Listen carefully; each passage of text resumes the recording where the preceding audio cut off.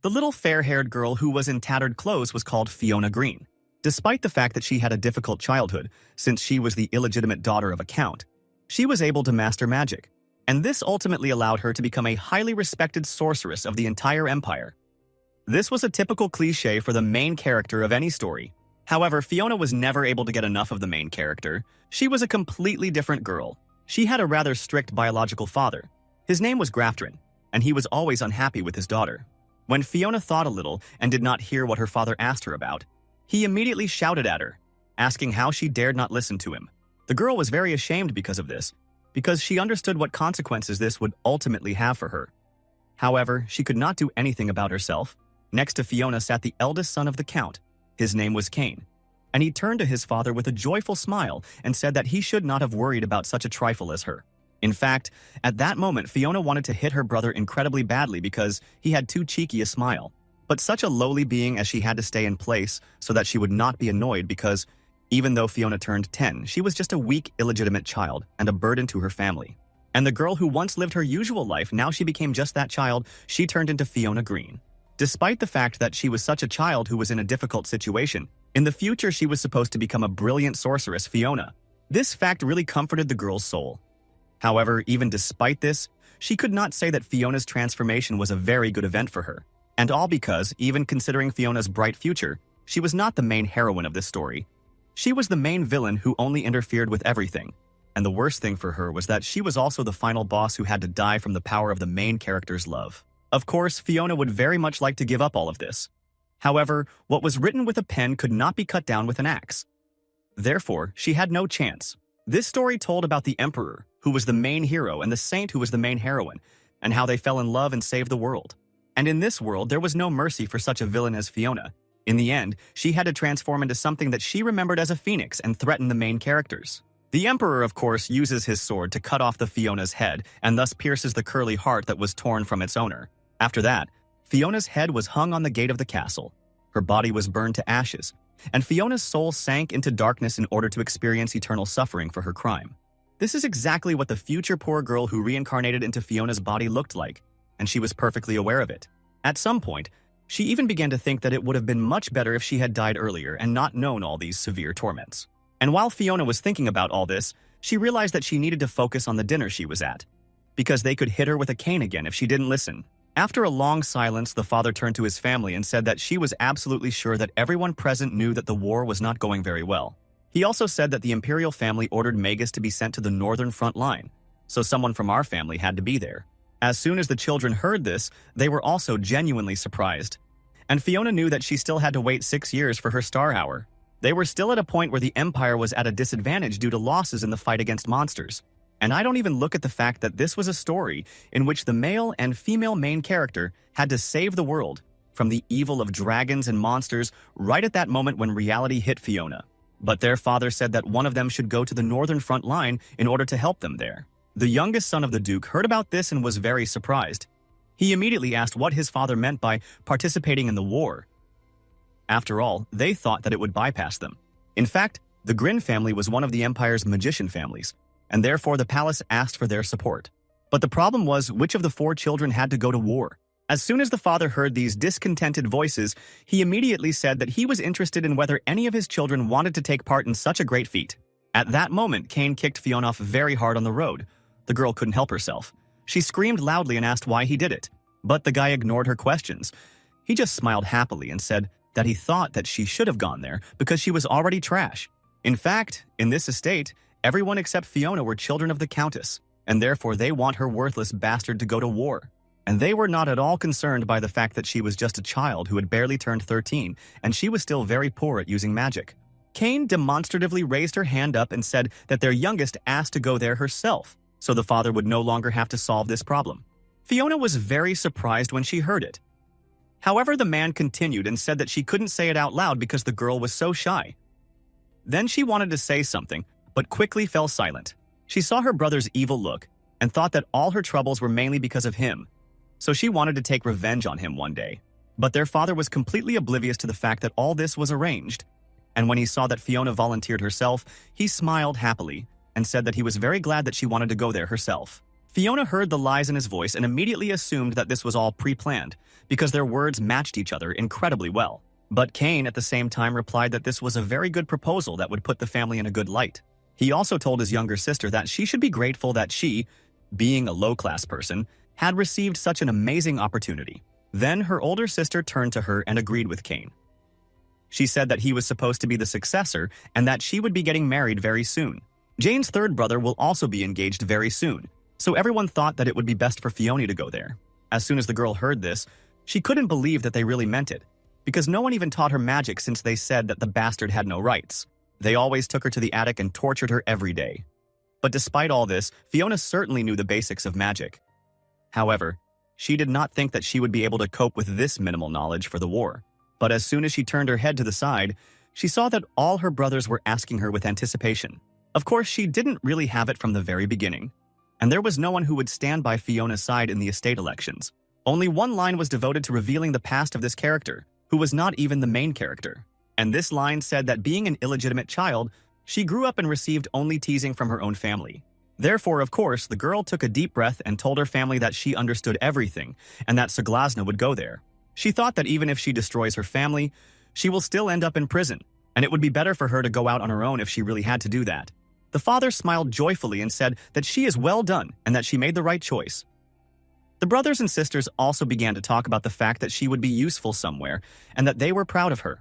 Fiona thought it was suspicious of them to invite her to a family gathering when they didn't consider her a human being and kept her locked up in the attic all the time. She didn't feel like that even when she first learned an hour ago about what got into this body. Now she was completely broken because she understood what was waiting for her next. The girl could not believe that Fiona was the main villain who was in the same position as she was feeling the same feelings. In fact, this girl was offended by the whole world because she never received love from her family or from those around her. And in the end, she ended up in the swamp due to an irreversible choice. But unlike Fiona, the girl who moved into her body was not going to take offense at anyone because it was the same world that she wrote herself. Soon they were transferred to the northern front line, namely to Hyloi. As soon as Fiona arrived at the castle, she was very surprised by its scale, and she imagined the castle of the Duke of Halen in a completely different way. In the end, her family forced the girl to come to the northern front line, which was ruled by a ruthless duke. Even just looking at this man, it became clear that he was the one who was able to live in the castle of the Demon King. So Fiona assumed that she had dug her own grave with her own hands when she agreed to it. One of the knights who accompanied the girl led her to the huge scary doors and said that she needed to go there. She could open the door herself and enter inside. When Fiona saw this incredible huge door, she was amazed. But soon she still opened it and looked inside. In the first case, at the end of the hall, she saw a fair-haired, tall, blue-haired man who was directly the Duke of the North, whose name was Abel Haloi. As soon as the man saw the little girl, Tom immediately said that he had heard that a genius magician would come to support them. From his voice, Fiona understood that he was very unhappy because he shouted and asked why they had sent this skinny child to him. He doubted at all that she was capable of anything. In fact, Abel Halon was supposed to become the protagonist's mentor in the future. As the one who supported the hero, he was quite a popular character among the readers. And if there was any victory, Abel would definitely come to the aid of the main character. Despite the fact that now he is much younger than when he appeared in the original story, Fiona would dare to say that he is still a rather wild character, so she decided that she had to act. Bowing cautiously, she called her name, but she didn't even look at him. Abel heard how she introduced herself and immediately turned to Jerome, who was his assistant, and asked what was going on there and why he was framed like that. His assistant said that Count Grin spoke about sending the great magician of his blood, but he did not mention who exactly it would be. At that moment, Abel was incredibly angry. He shouted loudly, asking if the guy really wanted to say that Grin had sent him this little, incapable girl instead of himself. Then he sighed heavily. He said that now it is clear to him that this stupid idiot is thinking about them. He even promised himself that when this terribly important war ends, he will first of all make the Green family pay for it. At the same time, Fiona was perfectly aware that it would be the end of them now. And it's all thanks to her father, because the merciless Count of the North is very angry with the choice her father made. Well, she thought that she shouldn't have been so sad now. She had more serious problems than the Green family, and she needed to deal with them somehow first of all. As soon as she raised her eyes for a minute to check the situation around her, she saw that Abel did not stop looking at her. Because of this, she was very uncomfortable, but at that moment she suddenly heard him get up from his seat and come closer to her. Fiona immediately looked up and looked him straight in the eyes. The man calmed down a little. He said that she would explain to him why Count Green sent a child like her for such an important operation. He was so interested in whether the Green family didn't have any other talents besides her. Then Fiona explained that the first brother was the head of the family, her sister was going to get married very soon, and her second brother would also be engaged. And that is why she, being the youngest child, was sent to this place instead of all of them. Hearing this, Abel sighed heavily and said that apparently these idiots were really frivolous about the war that was going on around them. But even in spite of this, he still could understand them. Then he bent down to her in order to be on the same level with her and assumed that she was already prepared to fight. However, they definitely did not need children in this place. Therefore, turning around, he returned to his chair and told her to just go home, because here she definitely won't be able to help them. Fiona looked at him in surprise for some time. She could not believe that they had done this to her. The girl could not believe that he had just told her to her face that he had no time for useless people. She didn't know how it was with Abel. However, Fiona definitely didn't have a place where she could return if she left this estate. In the original story, she knew about her magical abilities and was banished from the Green and Halen estates. And the wounds from the fact that the world simply threw her into the garbage from time to time became the reason for the girl's development as a thief. However, since Telephone was now a completely different person, she knows that this body has extraordinary abilities. Therefore, the girl was not going to give up so easily. She turned to the Duke and asked him to wait another minute, because she had something to tell him. The man then looked at her in surprise. He thought that she would not say anything more, but it turned out not to be the case. When Fiona saw that he was listening to her, she immediately said that she would not be able to fulfill his orders. In fact, in that world, magicians were treated well everywhere, and instead of being out on the street, it was best for her to prove her abilities and lay the foundation for a relationship with him. In any case, the situation would definitely begin to change after the main character appeared in the war. And Fiona believed that if she lasted until this time, she would collect enough money and be able to avoid the death penalty and also settle in the countryside and live peacefully. Therefore, she approached Abel and said that she did not want to return anywhere, but she was not going to stubbornly ask him to leave her. She simply asked him to give her just one chance to prove his worth, and then he would convince himself that she was not worthless. Abel became interested. When he heard this, he became interested. Does a child like her really think that he will be able to give her this chance? He also asked if you are going to take over the cleaning. But Fiona, with full confidence in the voice, said that it was not like that. She just wanted him to allow her to go out on the battlefield as a mage just once, and then she would show that she could be useful in this war. Hearing this, he was very surprised, as was his assistant. They did not expect that such a small and insecure girl could have hidden such strength and courage. For some time, he just stood and looked at her. Abel was well aware of all the risks he would take if he agreed to this deal. Therefore, he had to think everything through very carefully. Fiona herself began to worry a little. She did not understand what happened to their atmosphere, and she very much hoped that he would not insult her for the fact that she had said all this at all and would not kick her out because of it. Then suddenly, she saw a small smile on Abel's face. After that, he stretched his hand forward and said that this was the funniest thing he had heard recently. He took her by the hand and said that this child has very good jokes, so he was ready to give her at least one chance to prove herself. Abel explained that she had to go forward and prove her worth. If she could not do this, the doors of the estate would be opened so that she could leave. After that, he asked his assistant to take Fiona to her room, so that she could rest a little after the long journey. If the assistant returned to the Duke, the man immediately asked where he was with the child, and the guy explained that he had left her in the room. Then, heaving a heavy sigh, Abel said, "I'm arrogant. Self-confidence is simply indescribable, but that's exactly what attracted him to her. She says that she will be useful." Therefore, turning to Jerome, he asked what the man thought about this. His assistant replied that compared to her peers, she was quite straightforward and very smart for her age. After all, she was still a child, so he doubted whether it was really worth going to the battlefield and fighting. Abel agreed with him, and after that he asked if the father had really sent her to the war. The guy answered that it was so in the letter. That's exactly what he wrote. Then the man replied that he had no choice. In 2 days he was going to send her to the second wall so that she could finally show what she was capable of. Hearing this, he was genuinely amazed. He knew that the second wall was full of demons and that this was an incredibly dangerous place even for an adult, not to mention a little girl. But Abel, seeing the fear on his face, calmed him down and said that of course he would go together with her. The assistant was even more surprised when he heard that. After all, the Duke usually didn't go there. Well, the man went to the window and said that this time he will go there, and if she turns out to be useless, he will personally feed this girl with a demon, so that she will no longer interfere under their feet. At the same time, Fiona was taken to her room, changed into another dress, and finally lay down on the bed. She was very tired. In fact, the pressure at this meeting was incredibly heavy. But she was proud of herself because she was still able to overcome this fear and show that she also had character. But it was very difficult for her to believe in the fact that she was really afraid of that guy whom she created herself. It was really a pity. But in spite of all this, Fiona wasn't quite sure that it was too much for her to think about it. So she decided to think about it later. The girl began to fall asleep and realized that this day was too educational for her, and she had no more strength. So she fell into a peaceful sleep. When the next day came, together with Abel early in the morning, they went to the battlefield. Fiona was riding in a carriage, and a man next to her was riding his horse. He turned to the girl and told her to listen carefully because the time had come to confirm her words, which she so boldly scattered last evening. Fiona thought that he was speaking too confidently. Despite the fact that he was a character created by her, his appearance was the only thing that was special about him. Otherwise, he did not differ from anyone else. But she didn't argue with him. That's why she said that she understood everything then. Abel, smiling slyly, asked if they weren't afraid of her at all. The girl looked down and answered that she had no reason to be afraid and that it was actually true. In fact, Fiona could not be calm. She once lived in the 21st century, and now she will fight with imaginary demons. But she had no choice, because she knew the future of her character and did not want the same for herself. Abel then continued to tell her about how their battle would unfold. He explained that he would not protect her, and this means that it is quite possible that she might die.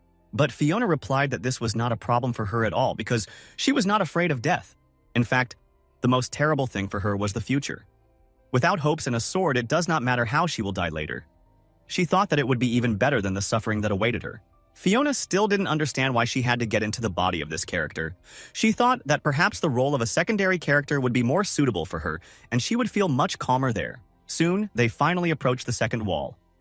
There the girl immediately heard the voices of the knights who were shouting to each other that the demons were already approaching, and this meant that the battle was in full swing.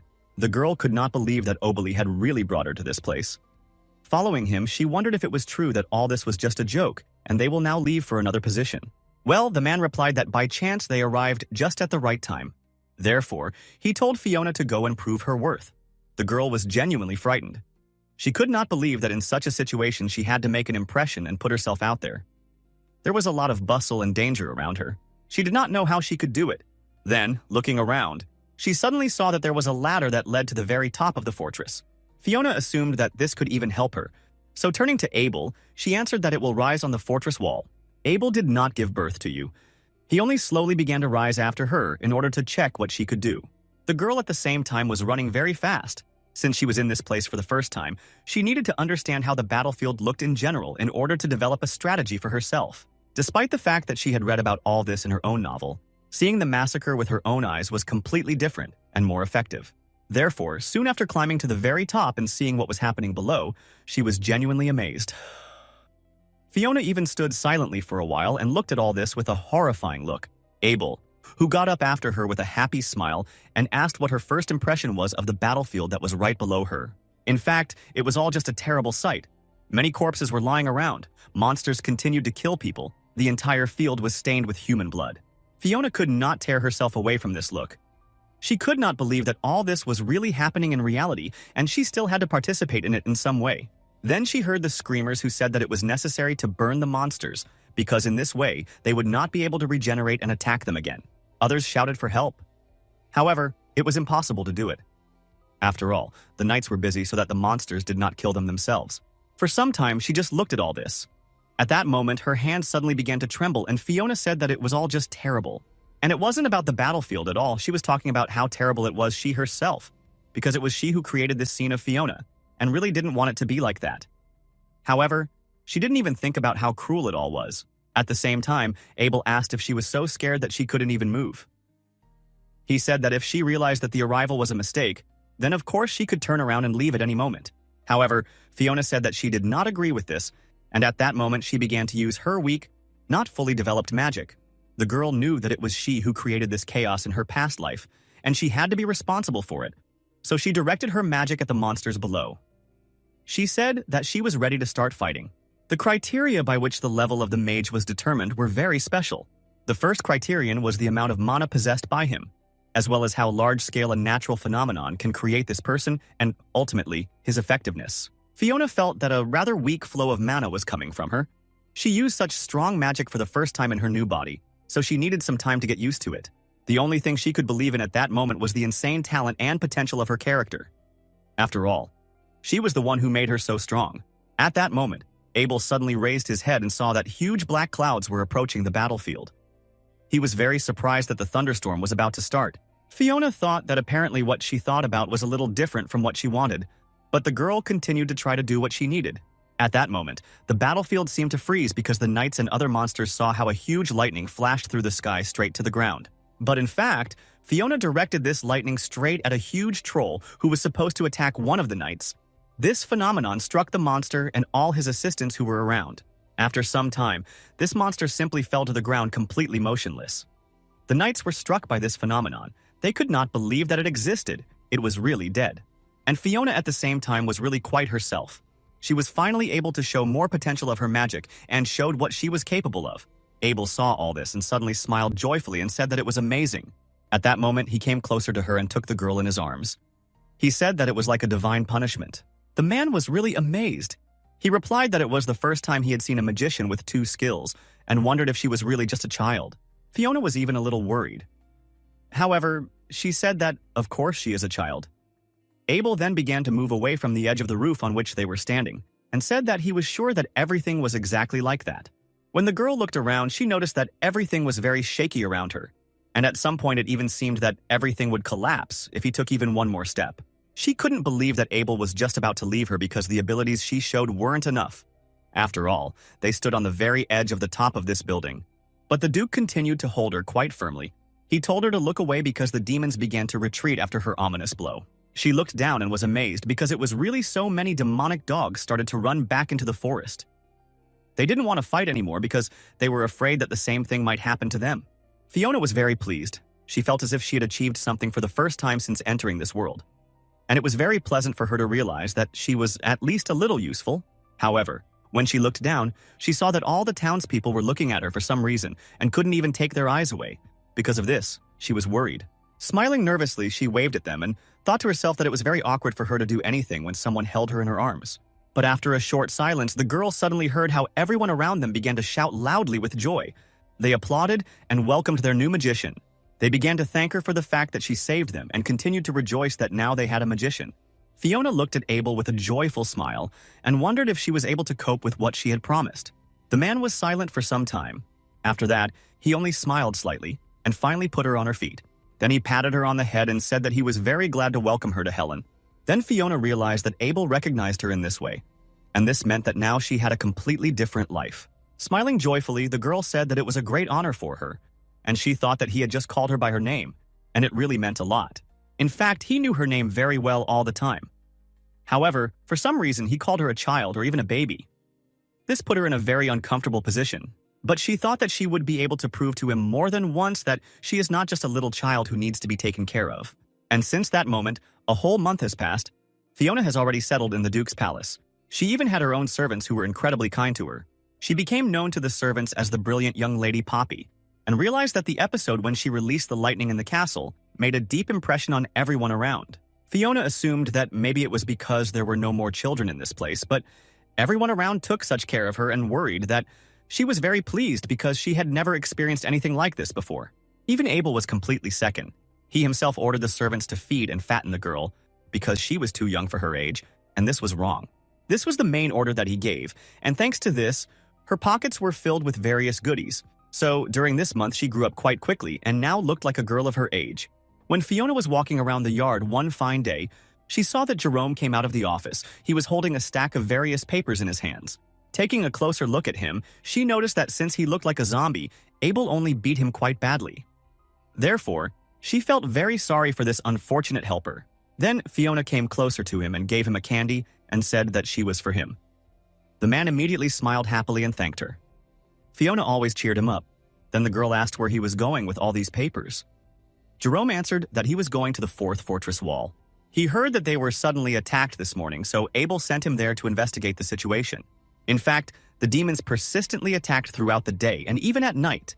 It was possible to say that the situation on the 2nd wall, for which he was responsible, had slightly improved. However, other places were quite weak, so we should not forget about them as well.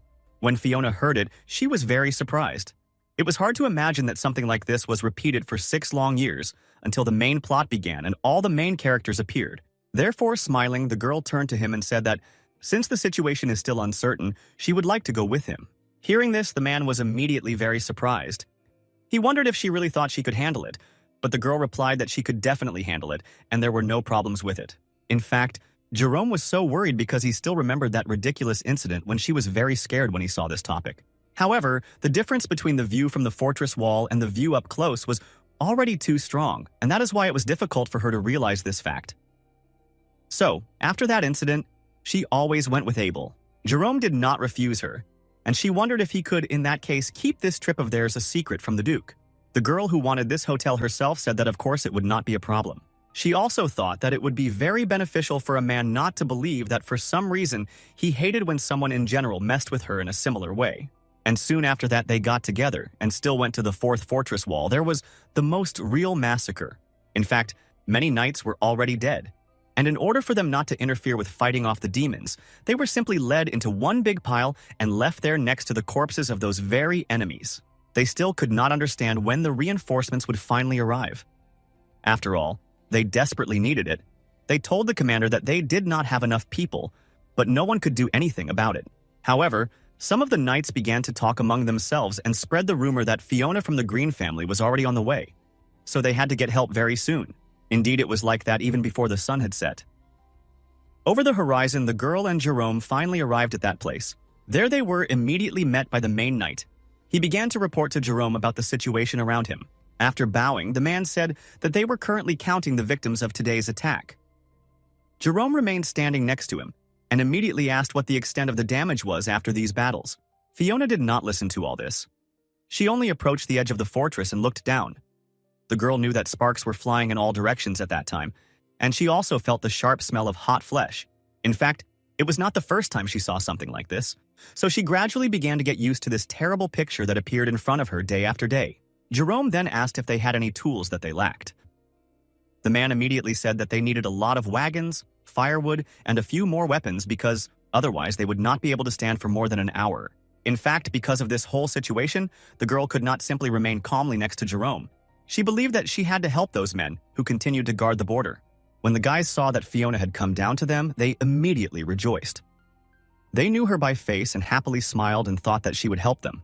Well, the girl smiled and answered that she really came down to help them. Originally, she was going to burn all the unnecessary corpses. First, Fiona had to concentrate and feel the flow of mana.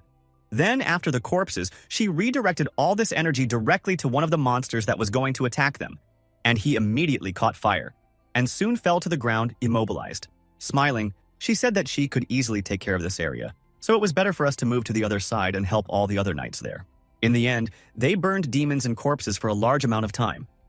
Fiona was even a little tired of these creatures. Then she turned back and saw another large mountain with various corpses of both people and demons. She was about to start burning it, but suddenly she saw something unusual. A dark-haired guy was lying among all these beings. She looked more closely and noticed that it was some kind of child. His shirt was covered in blood. Even his legs were not visible because he was under rubble. Approaching him in order to take a closer look, the girl assumed that he was most likely about her age. Fiona also paid attention to his clothes and realized that he was not a soldier. She assumed that he could be a mercenary. The girl decided that he was dead, so she decided to pray for him. She sat on her knees and folded her hands together and began to read a prayer. She had the mind of an adult in the body of a child, so it didn't matter much if she died, but for this guy, everything would be different. And it was for this reason that she decided that she should accompany him properly.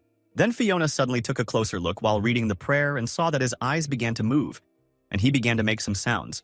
She was terribly frightened by this. The girl even jumped back a little. She assumed that maybe this guy could somehow become a zombie. She thought that in this world everything is possible because it was written in the fantasy genre, so even the troops could talk here. But when he started making some sounds again, she realized that most likely he was not a zombie. This child was still alive. Fiona took a stick in her hands and began to remove the corpse of the monster from his body. She immediately shouted to the others and said that she had found one survivor. In a short time, Aya still managed to remove the monster's body from him, and his legs were finally free. The girl then came closer and saw very strong bleeding at the bottom of his stomach. She immediately understood that there was a rather serious wound. She suggested that it would be best to turn him over in order to carefully look at other parts of the body, because the other injuries could be even more serious, and it would be necessary to act faster. When Fiona did this, she immediately began to examine his body, but suddenly noticed that this guy had opened his eyes. She realized that this meant that he was conscious. She immediately began to hit him on the cheeks so that he would not lose him again. The girl looked intently into his blue eyes and tried to talk to him. Fiona asked if he could hear her.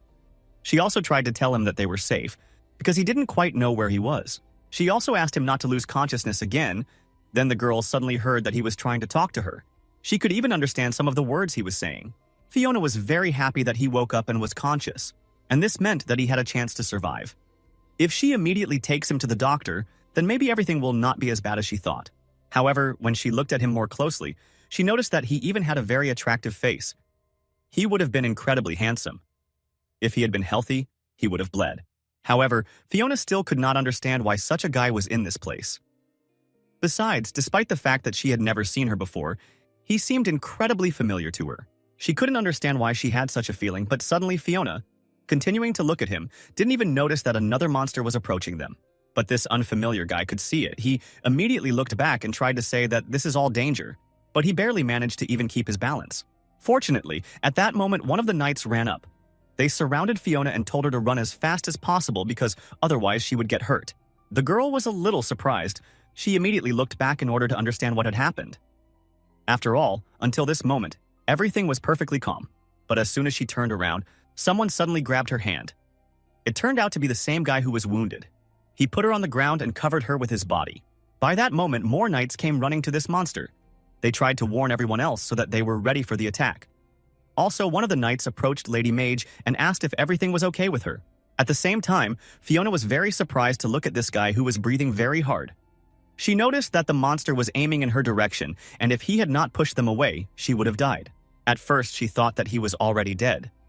However, somehow he turned out to be alive. Yes, he saved her. She did not understand at all what to do to him. The injury most likely worsened due to the fact that he rolled over on his arm, and she could not understand why he did it. After all, they were not even acquaintances. Also, she could not avoid the giant while she was sitting with him, so she needed to quickly come up with a new plan to deal with this situation. At the same time, the giant again began swinging his huge hand in order to hit the children. One of the knights noticed this and immediately began to warn everyone around. At the same time, she was watching him intently, and she began to activate her magic so that he would not hit them after all. She used such strong magic that she was still able to knock down this giant. After that, she happily smiled and said that it was over with him now. However, at that moment, she felt a strong dizziness. Fiona really felt very bad. She assumed that using too much magic was harmful for her. However, compared to the guy who had already started to lose consciousness again, she was even normal. After that, the knights immediately ran up to her and asked if everything was okay with her.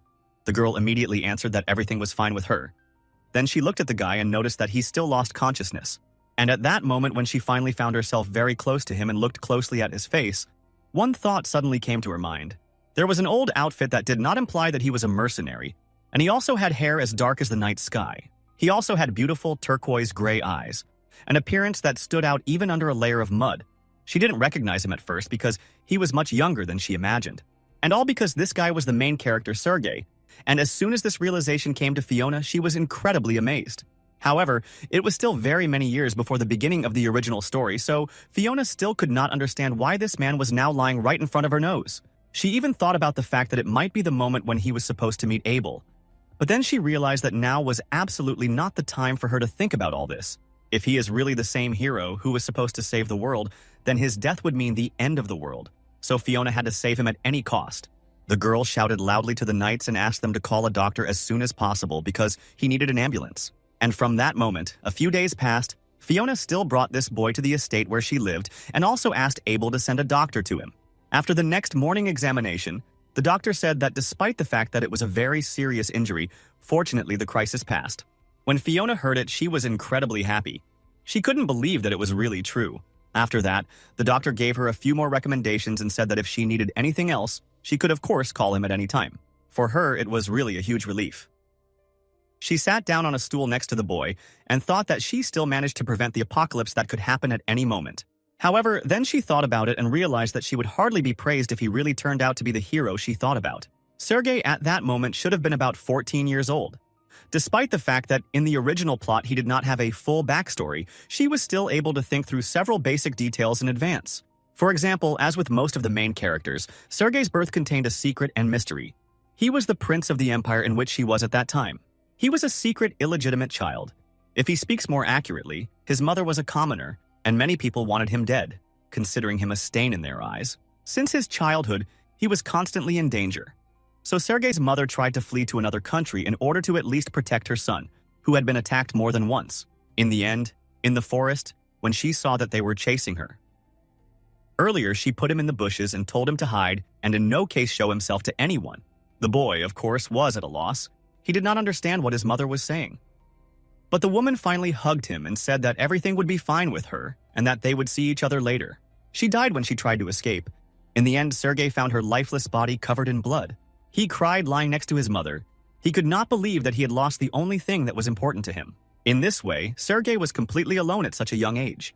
After that, he ran away to Kai to the north. He did so because Hailan was located in the far corners of the empire, where people who wanted him dead could reach them. Later, Abel learns that Sergei wields a sword and he had to take him to his students. This was the end of the entire description of Sergei's childhood, and the short story he told the main character in the original plot. Since the past is nothing but the basis from which his personality was born, moreover, it was also the basis for the entire fantasy of history. Now, when Fiona thought about the fact that the boy had survived all these events, they really seemed incredibly cruel to her, and she was very ashamed of the fact that she had invented this cruel story at all. I patted him on the head. She said that she was really sorry because he went through a lot even at a very young age. Fiona thought they would leave this place at a convenient time for themselves. However, even in this case, she had to treat him very well in order to avoid repeating the original story. In addition, she knew that Sergei was supposed to kill her a little later. According to the plot, just in case, it would be best for her to be friends with him from the beginning, and not to start a feud. She thought that she would take care of him from the bottom of her heart, so that he should be smart when he grows up and just leave her at least alive. In fact, she was so worried about Sergei that she couldn't even sleep properly all this time. Therefore, Fiona was incredibly tired and even decided to rest a little. Due to the fact that he was still unconscious, the girl lay down on the edge of his bed and decided to just close her eyes for a minute in order to relieve the sharp pain. But in the end, she didn't even notice how the girl fell asleep. She decided that she would think about everything later, when Sergei would already be conscious and she would be able to solve the questions as they came. Some time has passed since then, and Fiona woke up in a panic that she had overslept. And when the girl turned her head to the side, she saw that it was Sergei who was looking at her. She did not understand why she felt his gaze and assumed that it was precisely because of this that she woke up so suddenly. She decided that it would be best to try to establish contact with him now, so she smiled. Now that his eyes were open and the tone of his face was normal, Fiona noticed that he really was a very handsome guy. She assumed that it might be because of his youth. However, he looked like an evil cat. She thought that he would feel relaxed because he was the main character. However, she was really mistaken in assuming so. She thought that as soon as he woke up, he would thank her for saving him. But in reality, Sergei only looked at her with a very serious and distant look. The man was really not enough. After a short silence, he finally spoke and asked where he was. All she said was that he was in the castle of Highland. And after that, she introduced herself so that he would know how to contact her. Also, she asked what his name was. The guy called his name, and after that he looked at his hands, which were all in bandages. He asked in a surprised voice how he was able to survive. At that moment, the girl perfectly understood that he really did not remember how he tumbled over her in his arms. She also decided that he really was the real main character, because he helped others even when he was unconscious. But she didn't tell him about all of this, so she just said that she brought him to this place and asked the doctor to cure him. But Sergei, I still continued to do this. They will be very surprised. But despite the fact that Sergei was making a rather strange expression on his face, Fiona was most concerned about his physical state. Of course, this man could be the main character in the story.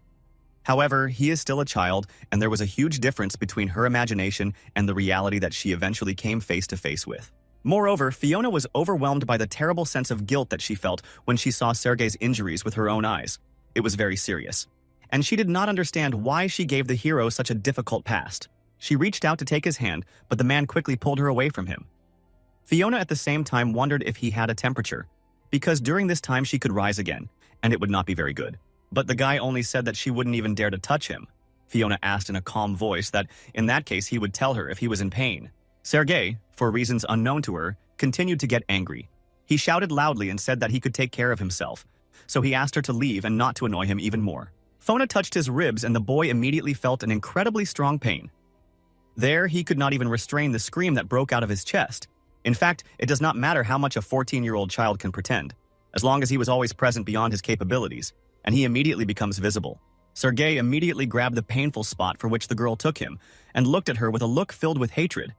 He wondered what all this meant. Fiona also looked at him with a malicious look now and said that now he was in intensive care, and if he was in pain somewhere, he had to tell her about it immediately. Sergei immediately turned away from her. He asked why she had all this. After all, they had just met. He thought it was strange. But Fiona, smiling happily, wondered if he didn't save her, and if it wasn't supposed to be, now her debt will be repaid to him in the same way. The guy was very surprised when he heard this. He immediately asked what she was saying at all because he wouldn't have done exactly that. But at that moment, the door to the room opened and Abel walked in. And the children immediately fell silent. They both looked at the man who looked incredibly serious. He immediately started yelling at the girl as soon as he saw that she was sitting next to the boy and told the girl that she was still too early to bring the man home. Fiona heard this and was very surprised. She immediately told him that he was still quite a boy and not a man. But the Duke was absolutely indifferent to it. He said that it was one and the same. Therefore, the rules applied to all males. She looked at him in surprise. She thought that apparently he was in a bad mood. And because of this, he decided to lash out at her. Also, she was going to try not to aggravate the situation. Therefore, in a calm voice, Fiona inquired for what reason he came to this place.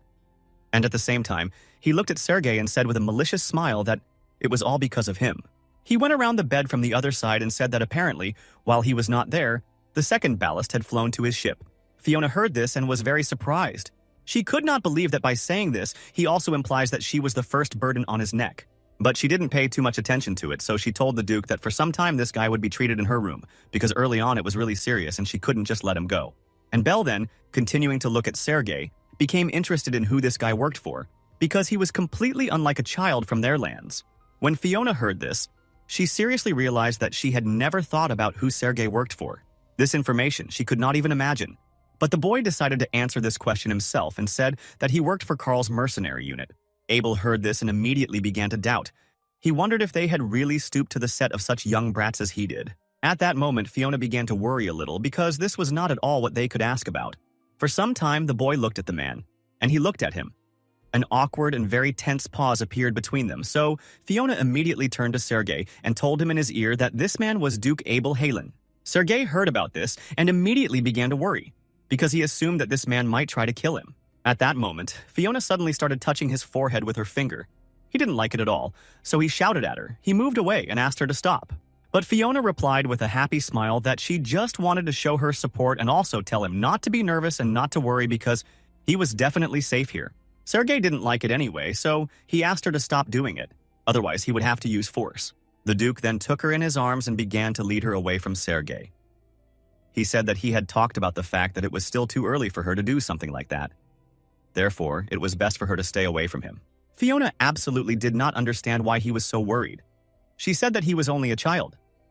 Therefore, he should not have been afraid, but the Duke led her out of the room, holding her in his arms.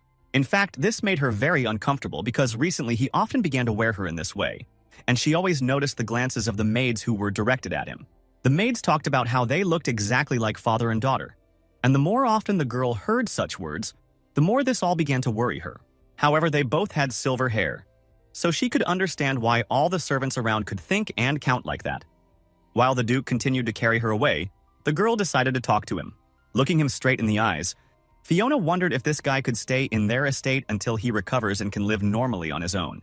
The man was very surprised because it was the first time that Yes decided to ask him for something.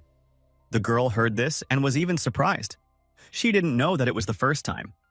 She explained that she really didn't need anything in particular, but Abel said that he didn't like her request. However, he agreed he was ready to give this guy a room so that he could recover peacefully and not occupy the girl's room. Fiona heard about it and was very surprised. She could not believe that the Duke was really ready to give this guy a separate room, but Abel did not understand why she was surprised, because she definitely could not think that he would allow her to stay with him in the same walls. Sergei heard all this and was very surprised. He started shouting again, asking what was wrong with the girl at all. He was interested in how well off the young lady was. Fiona did not react to this in any way. She only noticed that despite the fact that they met for the first time, he really hated her even from the very beginning. But she was not asked in luxury, and for this reason it was very difficult for her to even ask for anything now. But there was no particular need to tell Sergei the reason why she was in this estate. All that was required of him was to grow up safely, fall in love with the main character, and save this world. Of course, Fiona was going to follow this with the love of a mother. After all, it was she who created these characters. And she would be incredibly happy if they found happiness with each other. Therefore, smiling joyfully, she said that she was grateful in any case, and also added that she would work even harder to repay this wonderful service that the Duke had rendered her. But Abel replied that there were no problems in this. Everything was in order, and she was doing quite enough so that she could not worry about it. Then, Fiona heard that the Duke's tone was the same as always. However, the relationship became a little softer. She was embarrassed by the fact that she wasn't sure if he was good to her or not, and she really hoped that he wouldn't kick her out sooner than she expected. Fiona thought that all people were so complex and peculiar that it would take a lot of time to find a common language with them. At the same time, Sergei was lying in his bed and thought only about the words of his mother, who said before her death that he had to survive. All this time, the guy was working hard on it, and his mother was very worried about him until her last breath. The words that the boy must survive settled in him like a curse. Later, he went to a place where there was safety and as his mother had always wanted. And after he escaped the threat of life, he no longer had to worry about earning a living. Fortunately, he was allowed to do small work for a mercenary group. The pay was decent there. Thanks to this work, he did not die of hunger, but everything was not so sweet at this work. They made him do hard physical work, and all the other guys who were also in this detachment did not treat him kindly. The mercenaries ended up beating him for no reason, and because of this, his fragile little body was left with many scars of cuts and burns, which soon became a regular part of his daily routine. In the boy's head at that moment were only the words of his mother that he must survive. But all this was very difficult. In the moments when he was beaten again, he thought about why he should survive, because he saw absolutely no sense in all of this. He was incredibly lonely all this time, and he often imagined how nice it would be if someone would take care of him. Sergei very often thought about whether his insignificant life was worth something, because he understood that he would not be able to achieve anything in this way and did not see any meaning in it. Over time, the mercenaries began to work to protect the possession of Hylon and fought with monsters. It was very difficult for Sergei to do this. However, it brought quite good income, so he agreed to this business. In the detachment, they definitely did not give him a decent weapon, so he made do with a sword that he picked up on the field once. The only thing that was good in these battles was that, constantly risking her life, he was able to become stronger, and every time he killed many monsters, he told himself that he was able to survive. But everything did not go as smoothly as he thought. Soon the monsters became even more, and some of his comrades decided that the boy could become a wonderful human shield for them, while they left the battlefield, saving their worthless lives. Even at that moment, Sergei thought only that he had to live. But for some reason, he did not see a way to do it when demons surrounded him, and his assistants simply ran away without even turning around. Of course, Sergei could not help but continue killing these monsters in order to survive, but no matter how much his skills improved, it was still not enough. For this reason, one of the monsters was still able to wound him so badly that he fell to the ground. The boy could not move. A lot of blood poured out of his body. And at that moment, Sergei thought about the fact that maybe now the moment had come when death was waiting for him. And for some reason, it all started to calm him down even a little. The only thing he regretted was that he was dying because of such a scumbag as one of the knights who simply threw him on the field alone. He did it specifically in order to kill the boy. In fact, Sergei believed that if he was already destined to die, then he would want to die for someone like him, a brave and courageous right person. He would like to save someone weak because no one extended a helping hand to him when he needed it so much. It was for this reason that he hoped that he would be able to at least give this help to someone. However, when Sergei's strength left him, he realized that it was foolish to wish that others would live better than him, because it was precisely because of such thoughts that he was the first to die. Most of all, the Lego guy wanted to believe that his hopes were not in vain. He believed that somewhere there was light. Sergei believed that perhaps he himself would be able to become the source of this world. Then he suddenly felt that someone from the darkness began stroking his hair. It was so gentle that he even felt tears coming to his throat. After that, the man opened his eyes and noticed that he was in a completely unfamiliar room. For some time he was in a real panic, but when he saw that he was relatively safe, Sergei calmed down a little when he sat on the bed and saw a girl next to him. Of course, he was incredibly surprised to see this calmly fair-haired girl who was lying opposite him on the bed. But in fact, for him, it was the most peaceful scene he had seen in his entire tiring life. So for a while, he didn't even want to disturb her, but simply enjoyed the moment. Soon after that, breakfast was brought to the guy for the next day. Fiona asked how his wound was. She wanted to stretch and see what was wrong with her, but of course the guy didn't allow it. He, as always, pushed her hand away and said that he had told her not to touch him whenever she felt like it, because otherwise he would have to use self-defense. Fiona was very upset, because she thought that after this time this rule could go away. However, she was wrong in the end. The girl could not believe that it could be so difficult to recognize the main character in him. She was barely able to recognize his name, and certainly could not get close to him in any way because he simply did not allow her to do so. After breakfast was brought for Sergei, she sat down next to him and said that if something hurts him but he doesn't want her to look at it, she can tell the doctor about it and he will take care of everything himself. She asked if he agreed for a while. The guy was just silent. After that, he moved away from her further. He said that she was very strange. Fiona heard this. She was surprised. She thought that he was looking at her as some unknown entity, but she did not know what caused such an incomprehensible reaction to her. Sergei then asked in a rough voice why she cared so much about him. Was it really sympathy from a lady who didn't know about her problems because she was born with a golden spoon in her lips? But he didn't even have time to tell her anything. He said that he thought that for her he was like an abandoned dog or a cat, and it was for this reason that she tried so desperately to take care of him. Fiona was very surprised when she heard it. She couldn't believe that he could really imagine that. The girl immediately said that it wasn't like that at all. She suggested that Sergei considers her a close relative of Abel, and this means that he sees in her a protected noble lady who knew nothing about the world. She also assumed that he was incredibly angry that he had to rely on such a girl, whom he considered her, because he could not do anything about his injuries on his own. Fiona then took a mug of tea and answered that she did not have such low intentions, so he could not worry about it at all. The man still continued to get angry. He said that if she had no intentions towards the abandoned cat, then for what reason did she help him? Because he sincerely did not understand all of this.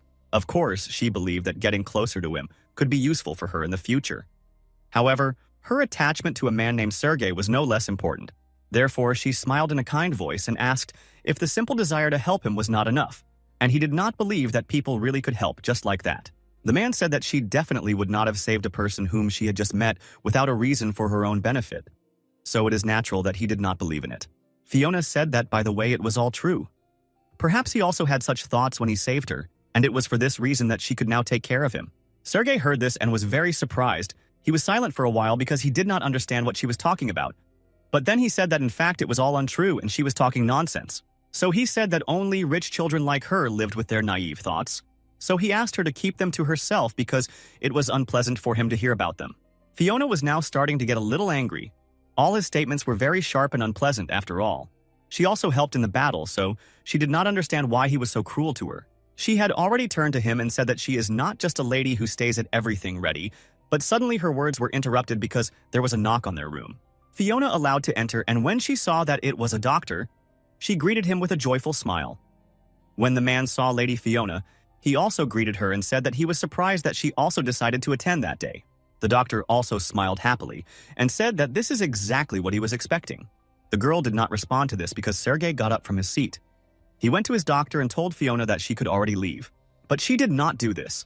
She replied that she would like to see how his wounds had healed during this time. Sergei sighed heavily and said that if she sees this sight, they will be lucky if she does not faint from one look at them, so he recommended that she really leave.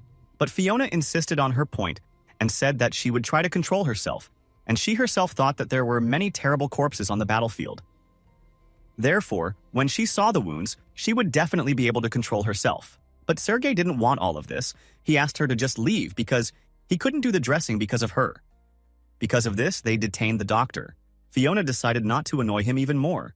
So she went out the door and thought that now he was at that age when he is already embarrassed to undress in front of other people. However, then she thought about it and realized that his side could also be quite nice. So in order for him to rest a little from her, she decided to leave and return to him later. At the same time, the doctor took out all his necessary equipment and turned to Sergei. He asked if the guy felt pain that night. The boy immediately answered that this was not so. After that, he took off his shirt, and under it, many different bandages were visible, as well as all those old scars that had not yet healed. Since that moment, quite a lot of time has passed. Fiona has already managed to return to his room after leaving, and was a little surprised because it took more time than she expected. She could not even expect that the dressing could take so much time. Fiona wanted to finish the dialogue that they had started because she, in general, also worked hard and did not understand why Sergei hated her so much and thought that she was completely useless. She had never thought about Sergei's childish nature, so she could not understand his ego at all. The original story was told from the person of the main heroine Yuria, and the role of Sergei was very simple in all this. He was a handsome and caring and devoted lover created only for Yuria, It is quite obvious that anyone would want the same soulmate, so he really fell in love with many readers. Sergei was the one who always believed in you and stayed by your side no matter where we were. However, it was difficult for Fiona to compare that personality with his childhood personality. She imagined herself only as Sergei, so she didn't know how she feels about him now. She even assumed that this was all possible because of her hidden motives. A mixture of feelings of attachment, guilt, and common sense made her want to get closer to him. However, he considered it excessive politeness and therefore pushed her away only further. If she had acted recklessly and made him hate her, then her future would definitely appear to be under great threat. So Fiona did not know what to do with her at all. At that moment, the girl suddenly heard how the door of Sergei's room finally opened and the doctor came out. He saw Fiona under the door. He was a little surprised and asked if everything was okay with the lady. She immediately rose to her feet and came closer to him and asked if they had finished. The man said that it was so. His wounds were healing very well and it was wonderful. However, everything was not so good. How could you imagine yourself? Fiona heard this and was immediately worried. She asked what was wrong. The doctor explained that this child, he had heard that the boy was a mercenary, but he was not sure that they would allow him to return even when he had fully recovered. He also said that the unconditional Sergei does not tell anything about himself. However, when he conducts an examination, he notices that his entire body is covered with old wounds that will never heal. Fiona heard about this and was very surprised. She could not just stand still. So she opened the door to Sergei's room and quickly ran in there, even without permission. She started shouting his name. The girl couldn't believe that it was all true. She didn't know that everything would be so bad, so she started blaming herself even more. After all, she did it all. Sergei saw her and was very surprised. He sent a glass of water that he had been drinking before and asked what was wrong and why she rushed into his room so abruptly. Fiona sat down next to him on the bed and began to ask him for forgiveness. She said that she was going to take off his clothes a little. At the same time, she pushed him down on the bed so that it would be easier for her to do it. The guy was very surprised. He immediately asked what she was talking about. Most importantly, why did she start doing this? He tried to push her away from himself, but it didn't work out. Fiona continued to apologize and said that she was really sorry. Sergei then asked her to stop doing it if she knew that they were acting so rudely and wrongly. But the girl did not stop. She continued to unbutton his shirt and said that it would take only 1 minute. She needed to see something, and then she would leave him alone. Then she touched his body and noticed that it was bumpy to the touch, and in some places there were also some strange dimples. Then the girl realized that these were indeed scars. After that, she finally lifted his shirt up and saw a terrible picture that she could not even imagine. These scars were absolutely all over her body. She couldn't understand how this could happen.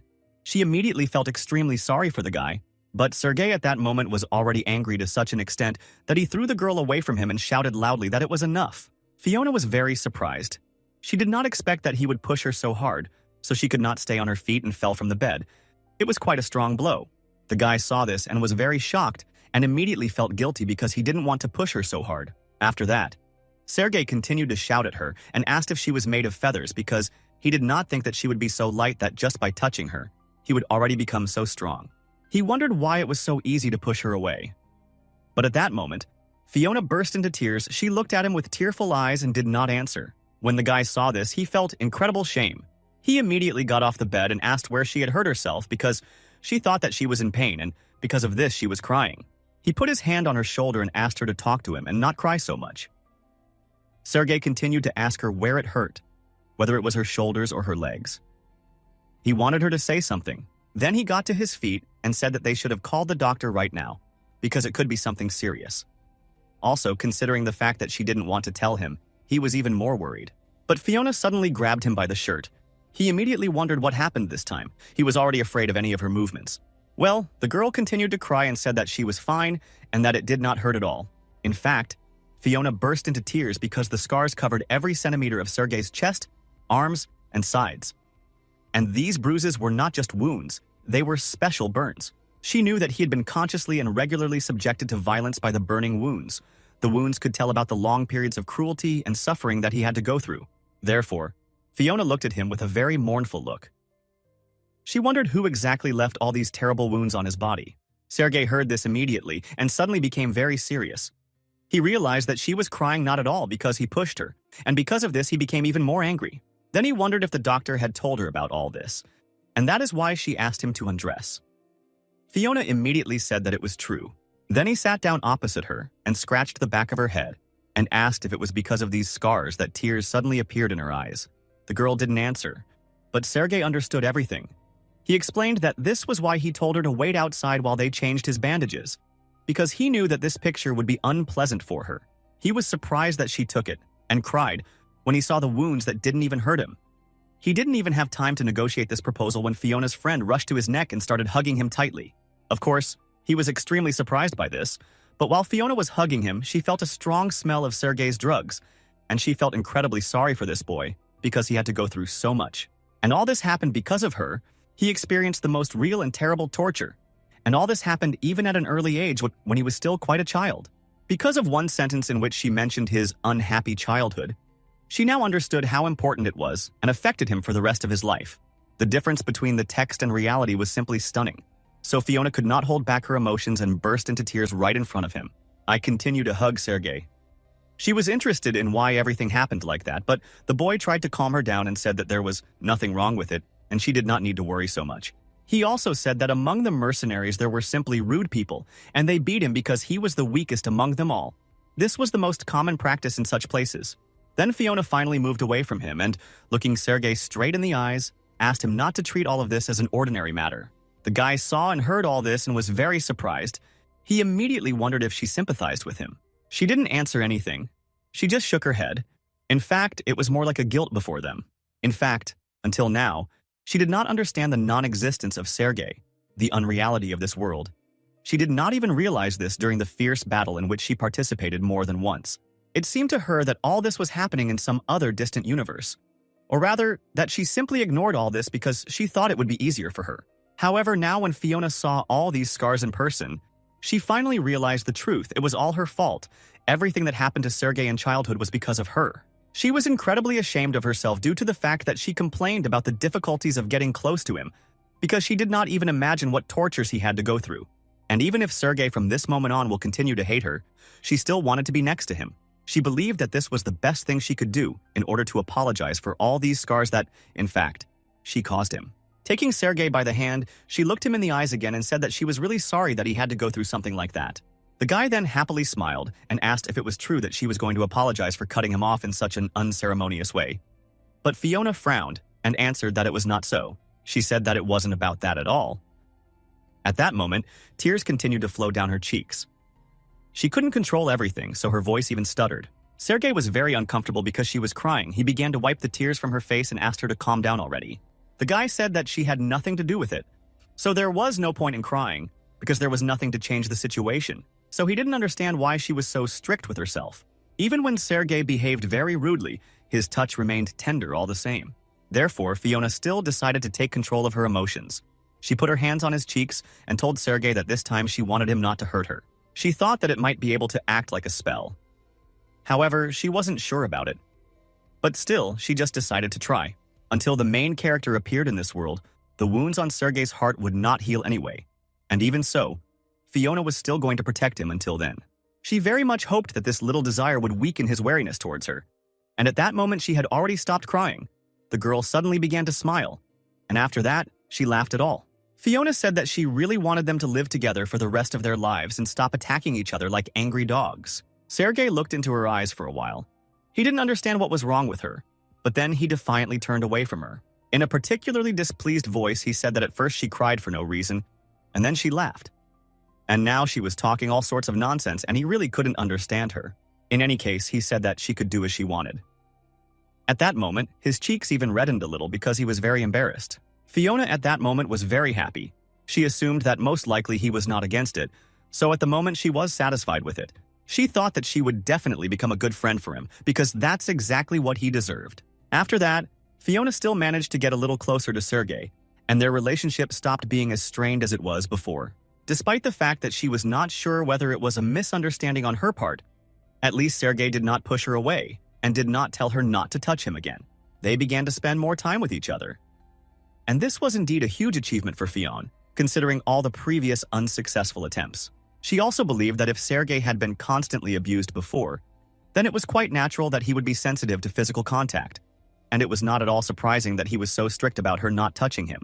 Looking back, Fiona now thought that his reluctance was connected not so much with physical contact as with the fact that she would have discovered his scars. So now that she knew about them, he began to feel more relaxed. On one of the beautiful sunny days, Fiona went to the guy and wanted to eat cookies with him. But she didn't even have time to knock on the door when suddenly she saw that he had opened it. The girl immediately put the box in his hands and pushed him back into the room, saying that his injury was getting worse. So as she said, he couldn't move. Sergei tried to inform her that everything was fine with him and he was already almost healthy, but she was not going to listen to all this. The girl continued to insist on her own. Closing the door behind him, Fiona said that he couldn't do it anyway until he fully recovered. She wasn't going to let him in. She asked him to listen to the words of his older sister and not do as he thought, because it would be better for her to know what was best. Sergei thought that it was useless to argue with her, so he sat down at a table near the window and said that he was very interested in why she called herself an older sister, because he still did not know how old she was. The girl was a little worried when she heard this. Then she quickly came up and sat opposite him. In fact, she knew that physically she was an hour younger. Then Fiona told her age. Sergei was a little surprised to hear it. He said that she turned out to be older than he thought. It seemed to him that she was about 10 years old, but definitely not 13. When she heard this, she was amazed at the fact that Abeloff told her every day that she was so small. However, she could not imagine that she was so small that people could really think that she was much younger than she really was. However, she understood that she couldn't do anything about it, since she didn't have a refrigerator in the attic when she was a child.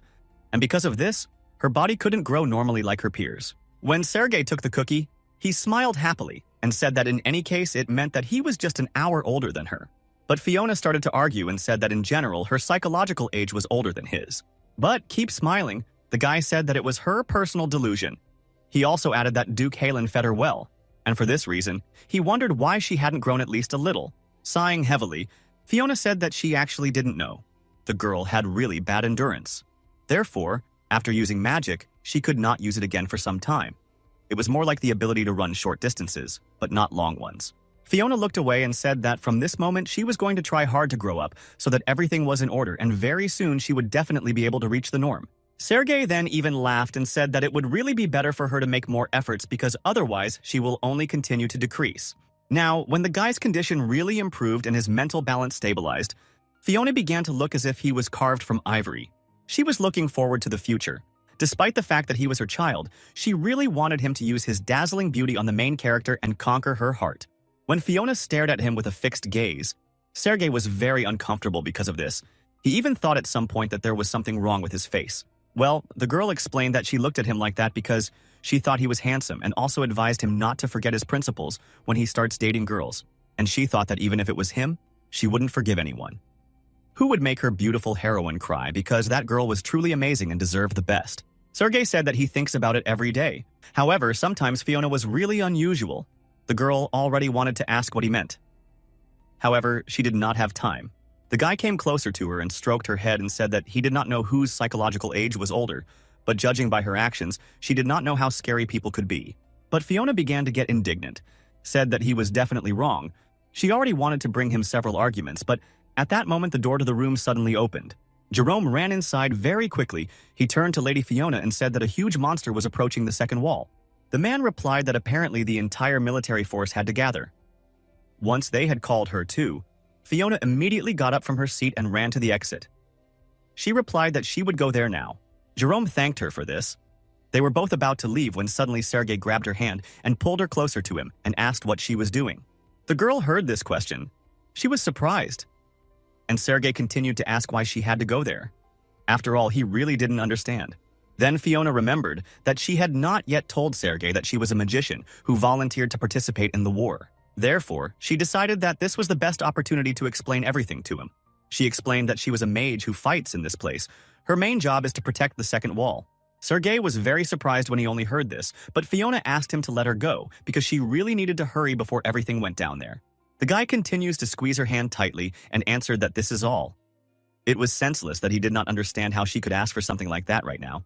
He told Fiona that the second wall was the most dangerous place on the entire continent, so he did not understand how she could even voluntarily go there. He also asked if she understood at least all this, because even mercenaries and knights who spent their whole lives on the battlefield could die in the blink of an eye, because the monsters there were very cruel. Sergei asked how a child like her could protect such a place.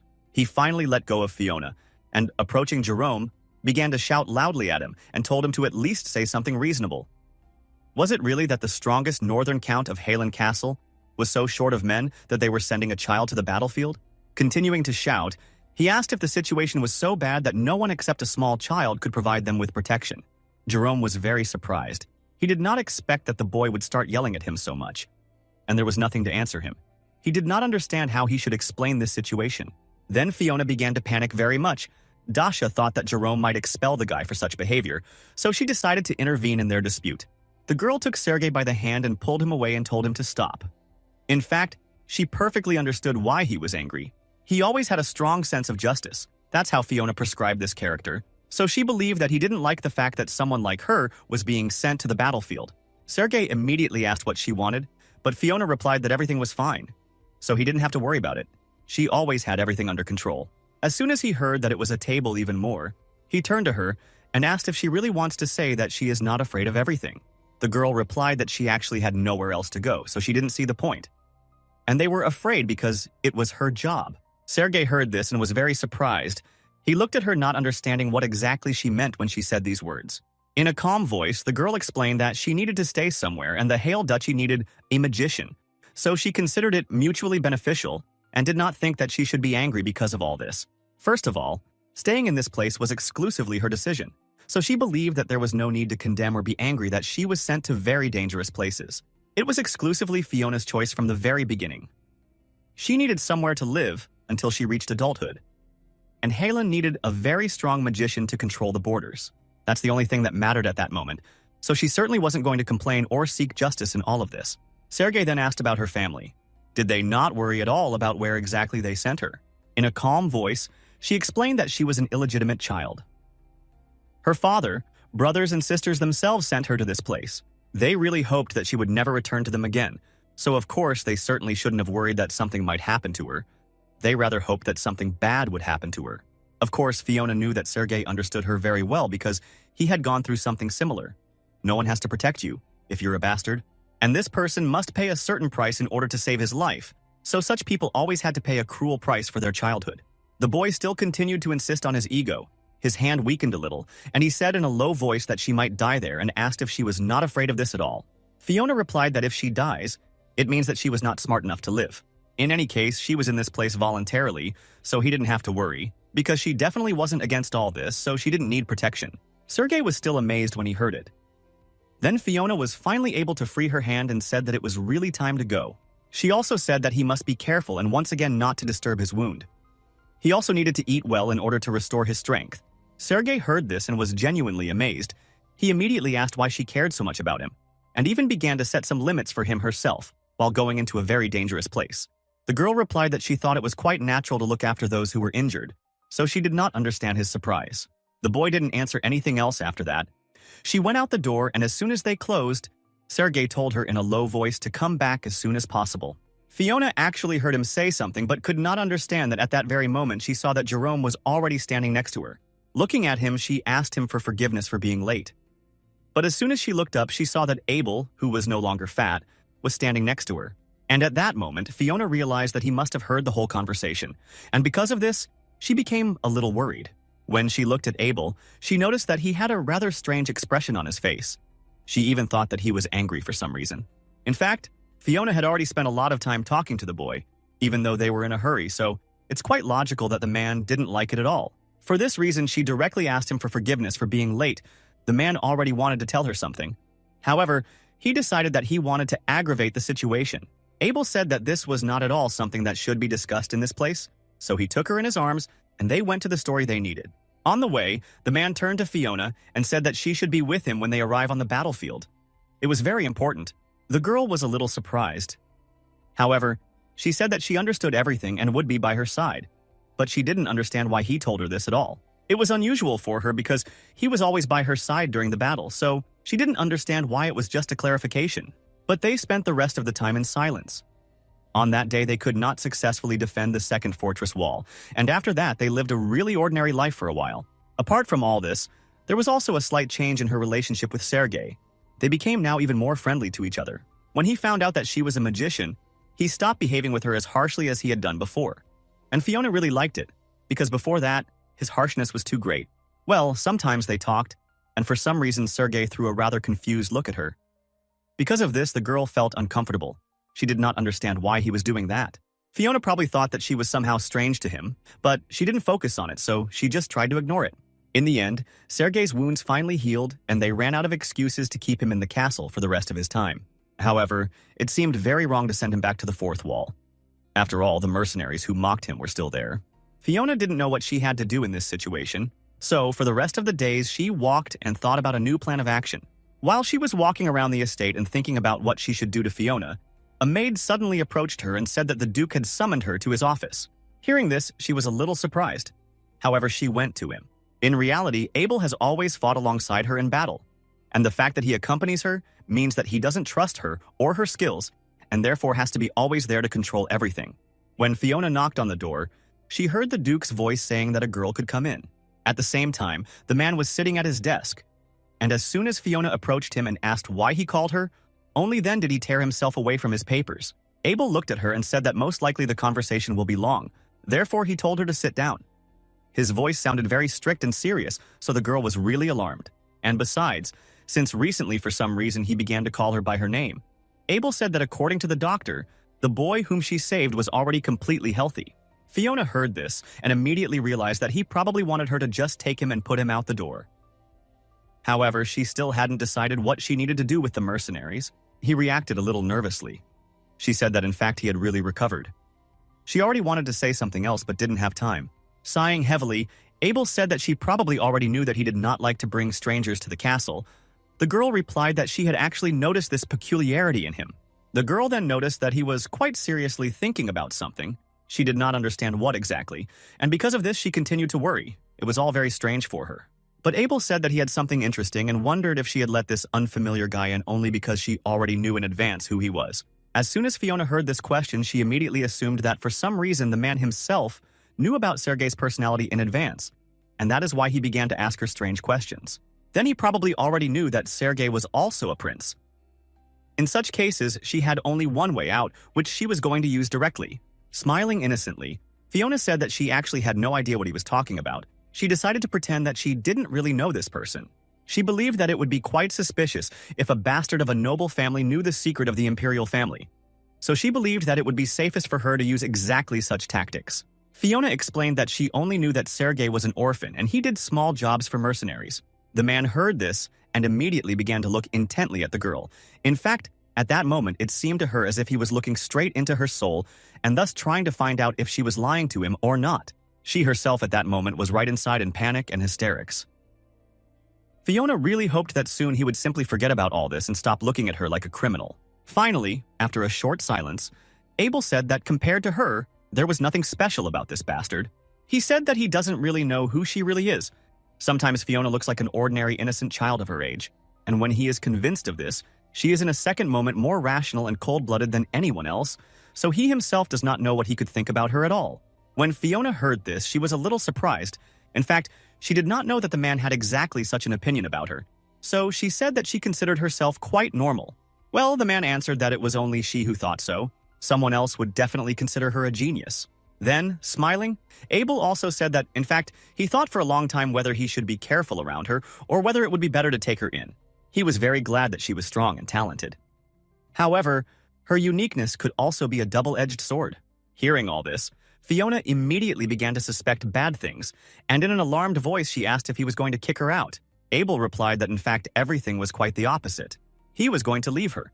So he thought that it would be good to gradually give her an additional task so that she would not get bored.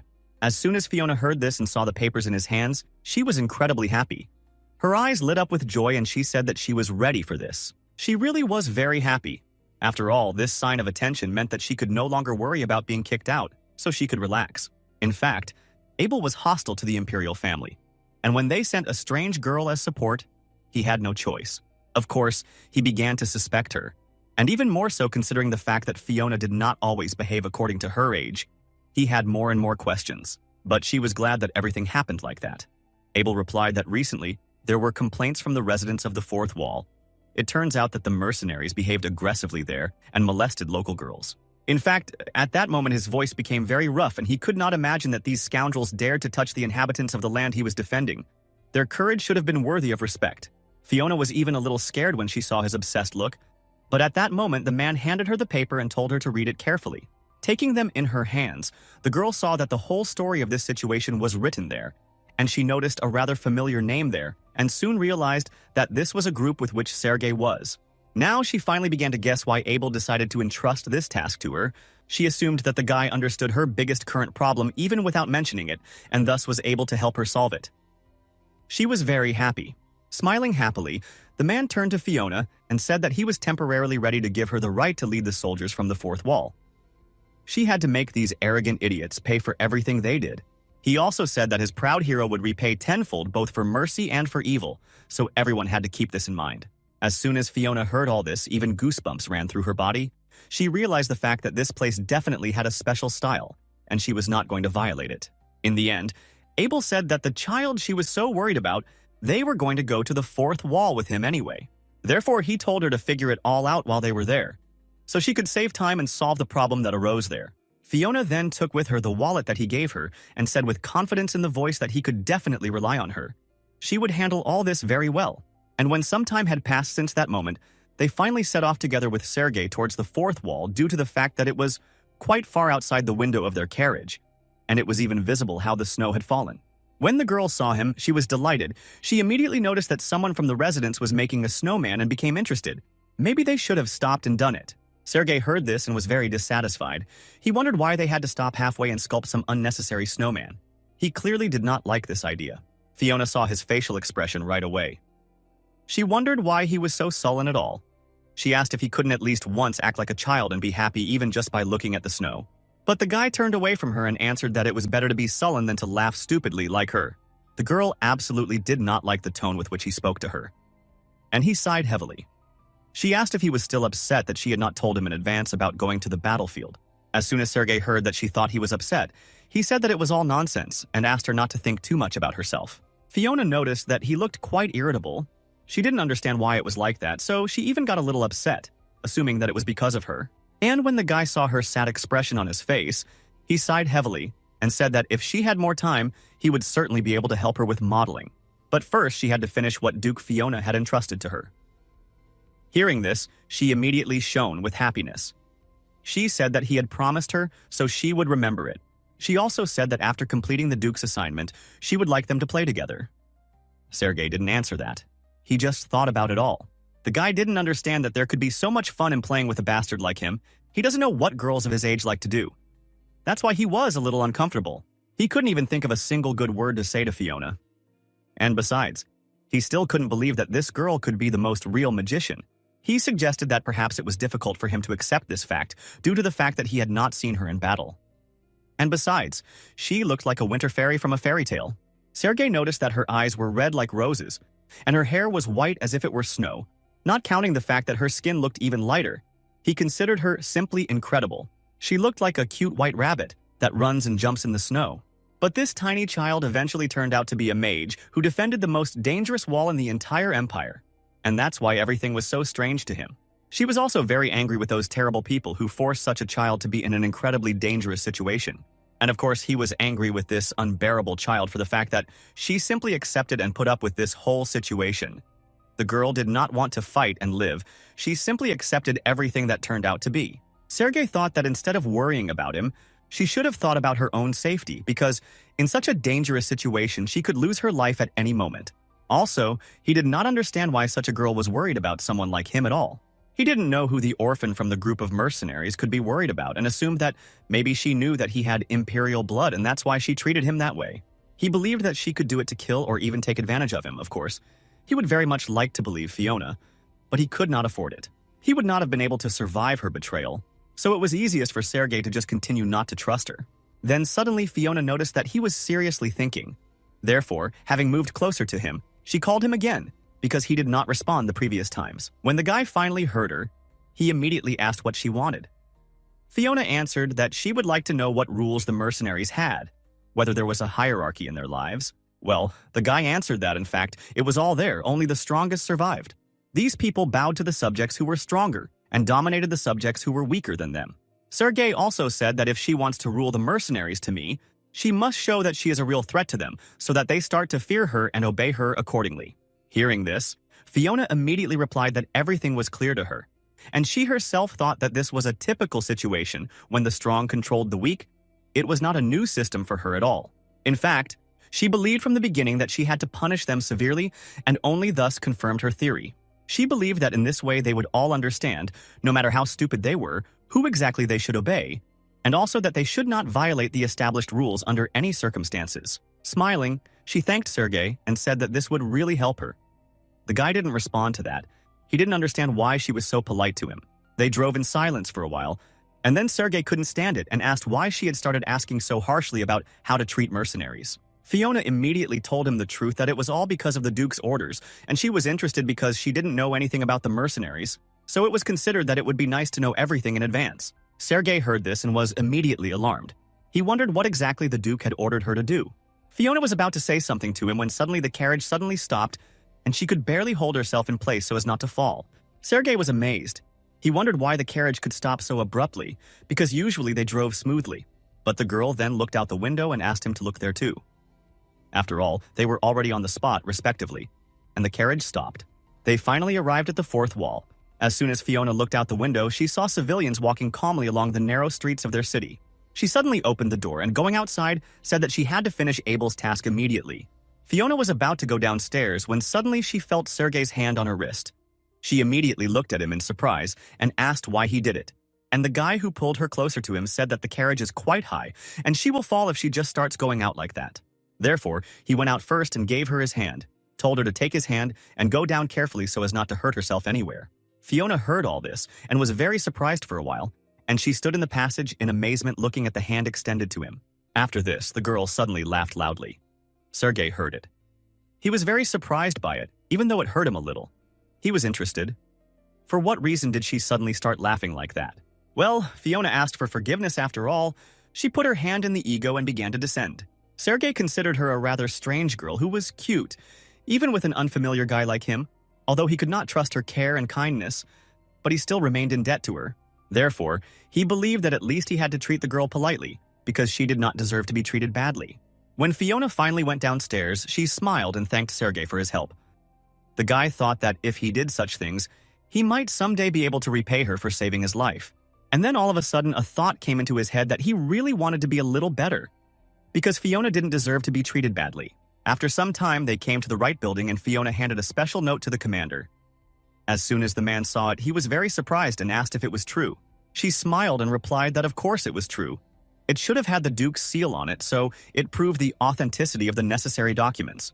The knights looked at her with disbelief and said that they were both small children, so he thought that it was absolutely impossible. After that, in a rough voice, he advised Fiona to stop playing with them and talking nonsense and to return home as soon as possible, because her mother was probably already worried about her there. But Fiona, in principle, expected a similar reaction because no one on the fourth wall had even heard of her, so she had to earn her reputation anew. After looking at this man, she asked for forgiveness and said that, believe her or not, it was only his choice. However, she wondered if he could cope with the consequences. The man then started looking at the documents again and said that when he read it all over again, it really looked like the truth. When Fiona started to threaten him, she noticed that now the guy has become more formal, so maybe she will be lucky and he will finally allow her to the right place. Then the girl bowed and introduced herself. She said that she had arrived in this place and received an order to deal with unpleasant incidents that occurred on the territory of the fourth wall. One of the knights said that he understood everything after that, turning to Miss Fiona and asking if she happened to know what exactly the incidents were because he didn't quite understand. The girl immediately said that of course she knew everything, because she studied everything in this document. And Fiona said that if he didn't trust her until now, she could tell the contents of everything. The man immediately began to worry very much and stopped her, and said that everything was fine. He also asked her to let him know how exactly he could help her. All she said was that firstly, she wanted the military to catch the criminals, and secondly, to gather everyone in the village square. Finally, she also had one more condition, but before that, she turned to Sergei. She asked if he knew where all the mercenaries usually gathered. He answered that they were usually in the bar near the wall. That's where they spent most of their time. Fiona, smiling, immediately turned to those knights and began to tell about her third condition. From that moment, some time passed, and now they were finally freed. Together with Sergei, she went outside and stretched and said that the preparation was finally completed. It took much more strength from her than the girl expected. She also wondered if it was true that despite the fact that they looked down on her because of her age, would they be able to do the job well that she entrusted to them? Sergei answered that it would be more likely if he paid them generously. And after that, he asked what exactly the Duke had entrusted to her. In fact, Fiona had her own future plans for the mercenaries. She is not sure what exactly she will do. However, she definitely did not intend to let them go just like that. Judging by the way Abel behaved, she believed that a possible punishment would include cutting off some part of the body. So she believed that it would be quite worthy. She also knew that Sergei was only 14 years old, so it was best not to tell him all these details. When Sergei began to question her in more detail, the girl still said that he had said to pass a fair sentence and return back. Since Sergei did not go with her, she thought that it was possible to express herself vaguely so that he would no longer ask unnecessary questions and would not suspect anything. Smiling, Fiona looked at her partner and wondered if it was true that he wouldn't go. So she didn't see the point in telling him about everything clearly. But the guy interrupted her and said that he actually wanted to go with her. When Fiona heard about this, she was very surprised. She immediately asked what he was talking about, and the guy repeated that he would go with her on this task. When he saw Fiona's rather sharp reaction, he wondered if she didn't want him to be present. The girl began to worry a little and said that of course it wasn't like that. Then Fiona explained that it might be too cruel for children, so she didn't want all of this to cause him even more trauma. Well, this did not affect Sergei, he asked in a skeptical voice. Did she forget that he was the one who fought on the battlefield? According to this, he was definitely not scared. He also said that the scars she saw all over his body were old and not recent. Therefore, he knew that she might not believe him because of their first meeting. However, he was indeed quite a talented person and a knight, so he could stand up for himself. But the girl replied that of course she knew that. However, she wondered how it could be connected with the fact that he wants to go there with her. She really didn't understand what this relationship could have to Sergei. But the guy replied that this is not what he had in mind, so he decided to explain it more clearly to her. Sergei said that in any case, he is trying to say that if she needs it, he can certainly become her shield so that this does not happen. He explained that most of the local idiots did not look at her kindly, and two were always better than one. He didn't even look her in the eyes because he was so worried and embarrassed. That's why he said these words. He went ahead and also added that if she understood everything, then they didn't need to delay. Of course, Fiona did not object because he was in a serious mood. Therefore, she just silently followed him. The girl was absolutely not sure. However, for some reason it seemed to her that Sergei was worried about her, and that's why he started asking to go together. She didn't dwell on it for too long because she still didn't know how it really was, so they walked the rest of the way in silence. While they were walking, some people began to turn around because the children attracted quite a lot of attention to themselves. One of the local residents saw the girl and said that this child was the Duke's confidant, and they were very impressed. They even assumed that she could be a fraud and somehow deceive the Duke. All this was very strange. So many people could not take their eyes off them and always whispered behind their backs. Fiona has a child's body. It was very uncomfortable and uncomfortable. She did not think that their reaction would be so obvious, because as soon as she looked at the passers-by, she immediately saw condemnation in their eyes. In fact, Abel gave her power in the duchy despite the fact that he considered her very suspicious, so she quite often wondered why he entrusted it to her. She also thought that it would be best to send an adult, for example, his assistant Jerome, to this operation, so it would be much more practical. But the further she went and the more she saw people's looks, Fiona came to the conclusion that it was best for her to simply ignore all of this. She had to focus on completing the task given to her. Everything else was completely unimportant. First, the girl had to decide how to punish the mercenaries. In fact, the severity of the punishment was important, as well as the punishment of the mercenary who committed the crime. For example, Fiona could warn everyone that if they do as he does, the same fate will befall them, and take one mercenary and severely punish him in front of everyone. She believed that if everything settles down, it can help public order in the village. However, if the punishment is too mild, she will get only the opposite effect. And if there are no serious consequences, then they will think that they will be able to do the same. Accordingly, there will be no cruel punishment after which they will not be able to live normally. Therefore, all the way Fiona was thinking about what kind of punishment could suit the northern region in order for it to be just perfect. Taking into account that they were ready to chop off the thief's hand for theft, she thought that it would be a little more difficult to come up with a lasting cruel punishment than she thought. Since they were having sexual intercourse with a woman, the only way out would be to cut off their important body parts. Fiona began to think even in her ear, and Sergei heard it. He was very surprised. The guy heard this phrase and immediately looked at her in surprise and asked what she was talking about. But the girl tried to change the topic of the conversation and said that there was nothing special about it. In fact, Fiona already very much regretted that she did not tell Sergei to return first. She believed that it would have been much easier that way.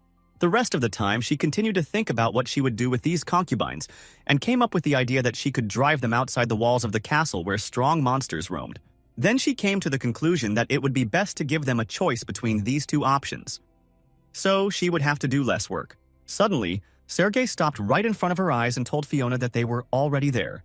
Around then, they continued to talk among themselves. They talked about how these children were still too young and did not understand what the Duke was thinking when he sent them on such an important mission. And when Sergei heard that they began to doubt that this little girl could represent the Duke, he couldn't stand it and shouted loudly at them and asked if they could shut up already. Fiona at the same time stood in front of him, blocked the guy's way and whispered to him to be. After that, she politely turned to the man who blocked their way and asked him to go away. The guy was a little confused, but of course he let them pass. Fiona thanked him and went forward.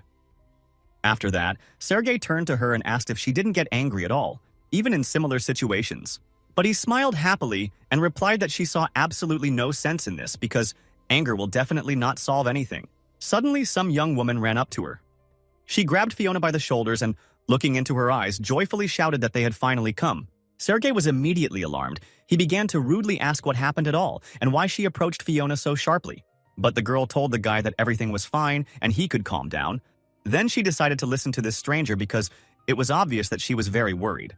The woman in a very trembling voice told Fiona that she did not know how the girl became responsible for this.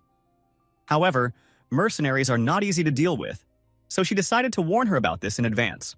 Fiona replied that even if it was like that, people like them would rampage in the village, so she believed that the residents would be uncomfortable, so it was necessary to take some measures. But the woman continued to worry. She said that she could not stand aside when the child went against such dangerous people. That is why she decided to run out and warn her about all this. Then Fiona took her hand and asked if she could know her name. This woman was called Charlotte. The girl then happily smiled and thanked her for being so worried about her. She told Charlotte that she was really pleased. However, she advised her not to worry anymore. After that, she turned to Sergei and said that they had to go already. The guy looked at this unfamiliar girl while he was leaving, and he was still a little surprised that she really ran out. As soon as they began to approach the right place, Fiona heard some shouts. The man was talking about letting him go. Without them, they would have become food for monsters because they were weak. However, as soon as Fiona went to the right square, she saw that it was the mercenaries who were being arrested by the knights who were shouting. The men who treated the ladies cruelly and inhumanely were now shouting at the top of their lungs and talking about letting them go. They did not understand what kind of sudden punishment appeared in their direction because no one had warned them about it. Fiona understood that this meant that these were the same people after all. When she saw that one of the mercenaries almost escaped from the knight's hands, she was even a little scared because he was quite strong. She understood that it would be difficult for even several guards to cope with him. And because of this, she retreated a few steps back so that she would not be hurt in case of something. At that moment, the dark man suddenly paid attention to Fiona and Sergei, who was standing next to her. He immediately recognized the guy and wondered what he was doing in this place again. Other mercenaries also paid attention to him. They were very surprised that this guy was still alive. After all, they really left him specially to be torn apart by monsters, and did not think that he would be okay. Sergei didn't react to this in any way. He tried not to show that it was unpleasant for him. The fox clenched his fist very hard, which even made him tremble out of anger. Fiona understood that he had rather strong emotions, so she lightly touched him with her hand and thought that he needed to calm down. After that, the girl approached this same mercenary. She looked at him with an incredibly harsh look. The man was already tied with ropes at the same time so that he could not run away and hurt someone else. He disturbed the villagers with his huge body and even mocked young Sergei. It was even scary to imagine what all his victims had gone through. There were also robberies, assaults, sexual harassment of women and children, and all of this was done by this one man. He committed every possible crime except murder. Fiona could not believe that such people really existed, and she was even disgusted to look at him. Therefore, she wanted to deal with this man as soon as possible. The girl came closer and said that she came on behalf of Duke Abel Halon. Fiona also added that he should cover up the senseless resistance. After all, he still had no chance, and in this way he will only aggravate the situation. But the man only got angrier. He started to get out of his hands again and wondered why such a little girl as she even thinks that she can order him. The knight who tried to stop him only got hit in the nose. Now he was bleeding. And this mercenary asked what she was going to do after such a treatment with them. He also said in a rough voice that if their group of mercenaries left, it would definitely be the end for it, because it was they who blocked the path of the monster when they attacked. So without them, this village would fall first. Other mercenaries also began to agree with the guy. They began to call civilians ungrateful idiots because they did not understand what their arrest could lead to. Fiona then took a deep breath and thought that it is certainly very beneficial for them to have the position of a victim in this situation, and they are trying to prove to everyone else that they are wrong, because it is they who protect the borders.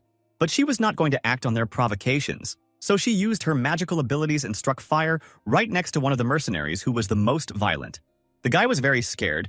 He managed to escape in time from the place where she hit. And as soon as he turned back after the impact ended, he saw that there was even a hole. The man was madly amazed by Sergei, who stood aside all this time and for the first time saw how the girl used her magical abilities, and was also very surprised.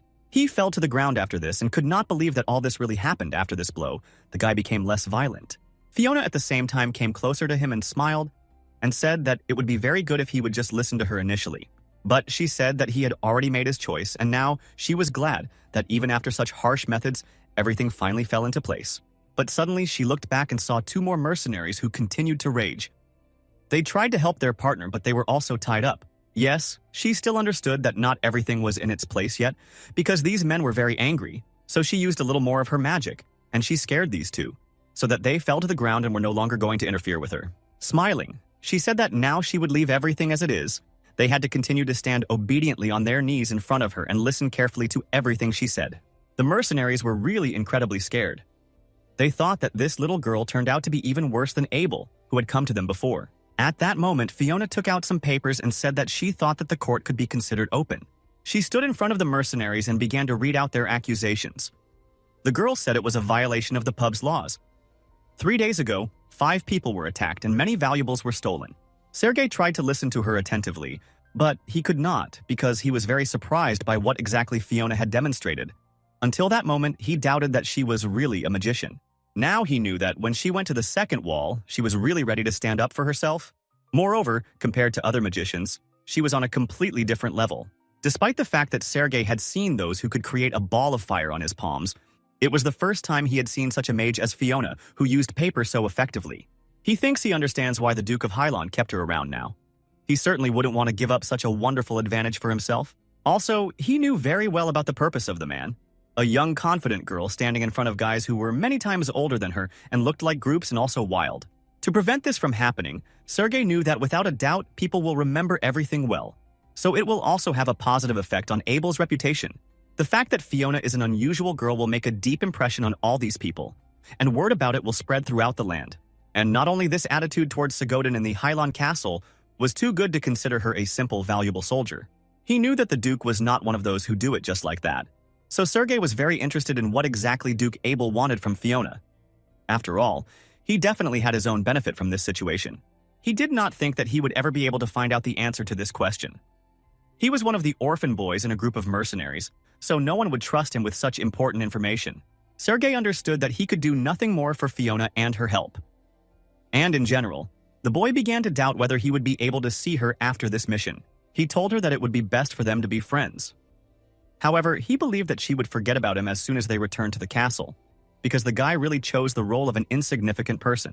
After Fiona read all the accusations of these mercenaries, she said that she was ready to give them 2 options, and they could choose the best one for themselves. The first option was for them to go outside the walls of the castle naked. As soon as the mercenaries heard this, they immediately began to get angry. They could not believe that she really said such a thing. But the girl did not pay attention to their outraged cries. She said that the second option was to cut off the lower part of the body. When Sergei heard this, he was incredibly amazed, as well as everyone else present there. Fiona could not believe that none of them expected such a punishment, because by their reactions, she even began to think about whether she accidentally overdid it. She clapped her hands in order to attract the attention of the people who began to whisper, and said that she definitely planned to show them some mercy. Therefore, either they go outside or castration, the choice still remains with them. So she will take into account any wishes of each hirer. Then the most violent of the men began to shout loudly and said that she should not make them laugh because he did not understand since when they have to bear such punishments. He also said, in any case, we should not have contacted the wild, non-centralized northerners without the protection of the mercenaries. They would have ended up in the stomach of the monster.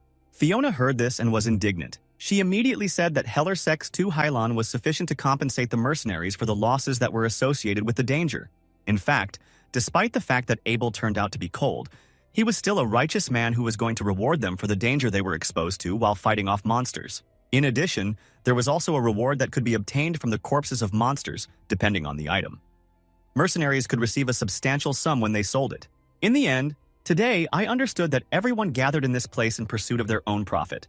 Halloween needed more people to protect the territory, and the mercenaries only needed money. She began to go around them from different sides and said that if they still don't choose anything, then she will decide for them, and then they will just have to do what she says. The mercenaries began to shout at her and told her to immediately untie them, but Fiona thought that it would be best to end it all for the sake of the people who had gathered on this cold day. And I had to wait a long time for punishment. Fiona had been shivering from the cold for a long time, but everyone else was silent for some reason. She didn't understand. Could it be that these people weren't as cold as they are? She assumed that it seemed possible. However, she had the feeling that the temperature had dropped by several degrees during this time, and because of this, she began to feel much more uncomfortable. Sergei already wanted to approach Fiona. However, suddenly he saw that behind them appeared many knights who were accompanying a very important person. This man, of course, turned out to be Duke Abel, a man. He approached the girl from behind and asked what decision they made. Fiona was a little surprised when she saw the Duke. She thought that he would still entrust her to deal with all this on her own. However, she calmed down a little when she found out that she was not alone. Now she understood why she felt so cold. She felt as if frosty air was blowing when the man arrived. Fiona, who continued to feel discomfort, turned to the Duke and asked what exactly brought him to this place. The man looked at her in surprise and wondered if he really needed a reason to inspect his territory in her opinion. She didn't react to it in any way. But at that moment, Abel took her in his arms again and asked what options she offered them in the end. The girl did not answer this question. She only said that she would like to ask in order to be completely confident, and asked when the man started listening to her. Abel thought about it, and after that, he said that he actually heard the phrase about the wild, uncivilized northerners. Then Fiona realized that these mercenaries would definitely not get along. If they were lucky, they would remain disabled. However, this was unlikely. Then the girl said that she gave them two options, either to go outside the castle walls naked or to cut off a part of the body with the ability to reproduce. After listening to her carefully, he said with a smile that he actually liked both of them. However, he did not understand why she decided to give them any choice at all. Fiona was a little surprised and heard this question. She then said that it would be too cruel to do both in her opinion. So she decided to show them some mercy. The girl thought that it would be more correct.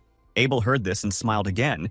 He then said in a stern voice that mercy was absolutely useless in this situation. He also added that he had always told her that the nothingness that dared to raise a hand against his people in Highland was not needed by him. And at that moment he approached one of the mercenaries and kicked him incredibly hard, right between his legs. The man immediately screamed loudly in pain. At that moment the girl got goosebumps on her skin, despite the fact that he was holding her in his hands. The thirst for blood was incredibly strong and she felt it right away. Abel said that since they dared to call the land he ruled wild, he must live up to it. At that moment, he swung his leg again to strike the rest, and after that he turned to the knights and told them to impose both punishments, cut off the part of the body guilty of the offense, and drive them outside the castle walls. He told the knights to go about their duties, and he turned around, continuing to hold Fiona in his arms, and began to leave. As soon as they found themselves in the field in a calm atmosphere, he turned to the girl and said that next time, she should definitely not worry about such trifles, because it only delayed their process. All she thought was that this was a decision that endangered people's lives, so she did not understand how she could not worry about all this. The girl only said that everything was clear to her. But she herself came to the conclusion that Abel was a really evil person and it would be better not to get involved with him just once. Fiona did not understand why Abel, who has such a bad character, decided to go all this way for her. It was really very strange. When she was left alone with Jerome to make a snowman with Sergei, she decided to ask him this question after all because he worried her so much. The Duke's assistant happily smiled and explained that of course it was because he was worried about Lady Fiona, and it was for this reason that he traveled all this long way. Fiona heard about this and was very surprised. She immediately wondered if he really thought so. But at that moment, Sergei turned to them and said that if the guy had said that the end of the world would come tomorrow, he would have believed this information more than the fact that the Duke was worried about someone. Jerome heard this and did not object. He said that his lordship really had a difficult character. Fiona agreed with him and said that in fact he is more of a bad man than a good man. He explained that he was just terrible. The way he expressed his emotions was actually even worse, and that was what he disliked most about the host. However, the man also said that despite the fact that it was very difficult to understand him, this time he really came because he was worried about the girl and she just had to accept it. Jerome said that in fact he probably did not think that the girl would be able to complete this task, and for this reason he decided to play it safe. For Fiona, it was really a big surprise to learn the fact that he really came not only to watch, but Jerome explained that his mercy did not abandon those who first of all needed to be watched. Jerome sat opposite her and said that in any case it is normal for her to be more confident in herself. Although he is not quite sure what exactly Abel was thinking, he believed that the girl would soon learn everything anyway, so she did not need to worry. After that, he left the children alone and said that he would go and buy a warm drink to warm up, and they had to continue. Finally, he would finish the snowman. Fiona was still a little surprised. However, she did not object and waved goodbye to him, thinking that he looked very excited, so she did not understand what was wrong. But she did not dwell on it for a long time. Fiona thought that instead of these strange thoughts, she would just play well with Sergei and continue to establish communication with him. Therefore, she turned to the guy and asked if he could help her connect the body and head. Of course, Sergei did not object and came closer to her. When he put the smaller layer on top of the larger one, he said that everything was ready. Fiona, smiling happily, immediately thanked him for it and said that everything turned out just fine for them. After that, she started smoothing the uneven areas of the snow on their laps. She was very focused, so she didn't even notice how Sergei was staring at her. For some time, the guy just watched how she was passionately engaged in this business, and after that he still decided to talk to her. Turning to Fiona, he asked what she was going to do further. The girl was a little surprised by this question, but she said that she was going to continue living like this for some time. But the boy didn't want to ask about it at all. He was very embarrassed because of it. Normally, he couldn't say what he wanted to say. In the end, he asked if she was going to come. Fiona still didn't understand what he was talking about, so she smiled and asked where exactly she was supposed to come. The guy was already starting to get a little angry that he couldn't express himself properly. Therefore, in the end, moving closer to her, he shouted loudly asking if she would come to see him. When Fiona heard this, she was so shocked that she couldn't even look away from him. She couldn't believe that now Sergei really asked if she would come to meet him after everything. The girl already wanted to tell him something. However, Sergei was so exposed to his emotions that he turned around and said that it didn't matter. He wasn't going to complicate things. Therefore, it would be better for her to just forget about it. He also said that he was only an object of concern for her, and therefore he does not want her to give him extra hopes. Sergei also said that he knows very well that she thinks that he is talking nonsense. But at that moment, Fiona suddenly took his hand and said that this is not the case at all, and she will definitely come to him with pleasure. She also said that she would come every day so that he could not worry about it. Sergei heard about this and immediately began to protest and said that she did not need to come so often. But Fiona did not listen to him. She said that she was the first to say that they should become friends, so she was not going to hear any answers. Therefore, she was going to come to him no matter what. When Sergei heard this, he was very surprised. He didn't even answer her. So in order to confirm her words, Fiona wondered if he understood everything she was saying to him. The boy just stood for a while. She continued to hold his hand, and because of this, they had a rather awkward pause, which made everyone feel uncomfortable. Fiona didn't understand why he didn't answer anything. This worried her a lot. She even thought that she had said something wrong, and he thought it was strange. Hey, it was too embarrassing, so she decided to distract herself somehow and count the sheep in her head. The girl closed her eyes and started doing it. Suddenly, Sergei finally spoke. He told Fiona that he really hoped that she would really visit him from now on. The girl again confirmed this information and said that, of course, she would be engaged in it. She thought that she just had to do it because he definitely won't be able to come to Halon Castle just like that. Therefore, at least she had to come to him in order for them to continue their relationship. Sergei suddenly came even closer to her and said that from this moment he will work hard to come to her one day. He also added that since they were friends, it would be unfair if she always came to him. He believed that it would be very tiring for her, so he would do everything possible so that he would come to her one day.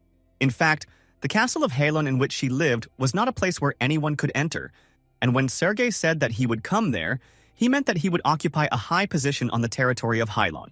And all this was just in order to meet with Fiona. Of course, the girl heard all this and was very surprised, so for a while she did not even know what to say to him.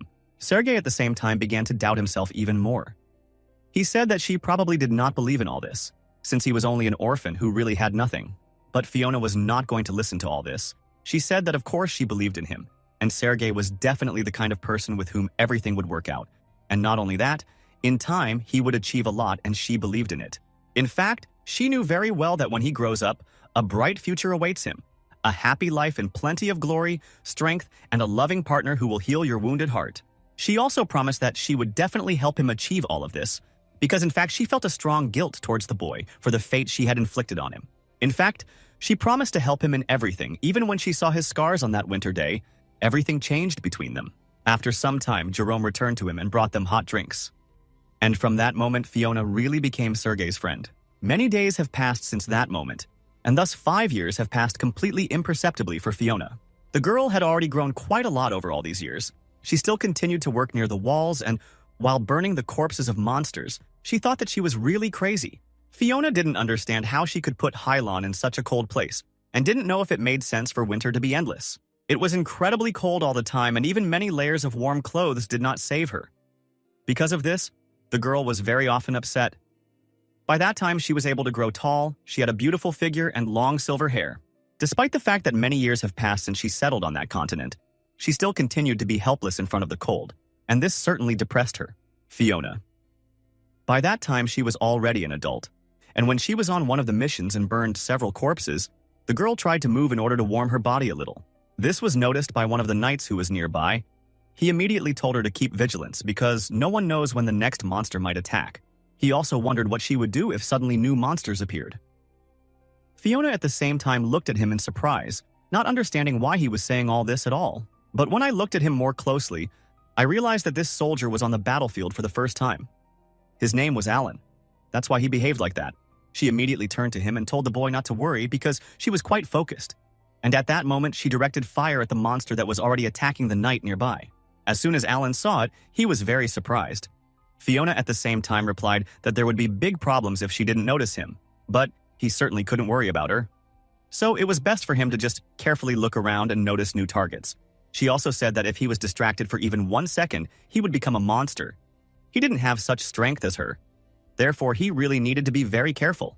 Alan was incredibly frightened by what had happened, so he didn't even answer her. And Fiona, smiling at the same time, thought that he was much more frightened than she thought. So she decided that she needed to calm him down at least a little, because he wouldn't be able to fight anymore. Therefore, coming closer to him, she put her hand on his shoulder and told him not to fight.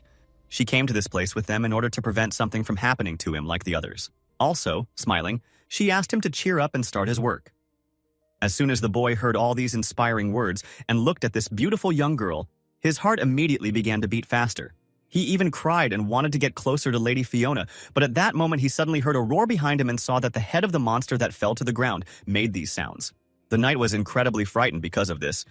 He was already ready to run away somewhere further, and Fiona sighed heavily and answered that there was no point in calming him down. She said that this soldier was still young, and after that she added to the man who had just cut off the moving head of the monster that they needed to take care of him more. In fact, the person who cut off the head was a tall, dark-haired man who was a professional in his field. Wiping the monster's blood from his face, Sergei told the girl not to just stand still, but better move aside. Fiona couldn't tear her eyes away from him.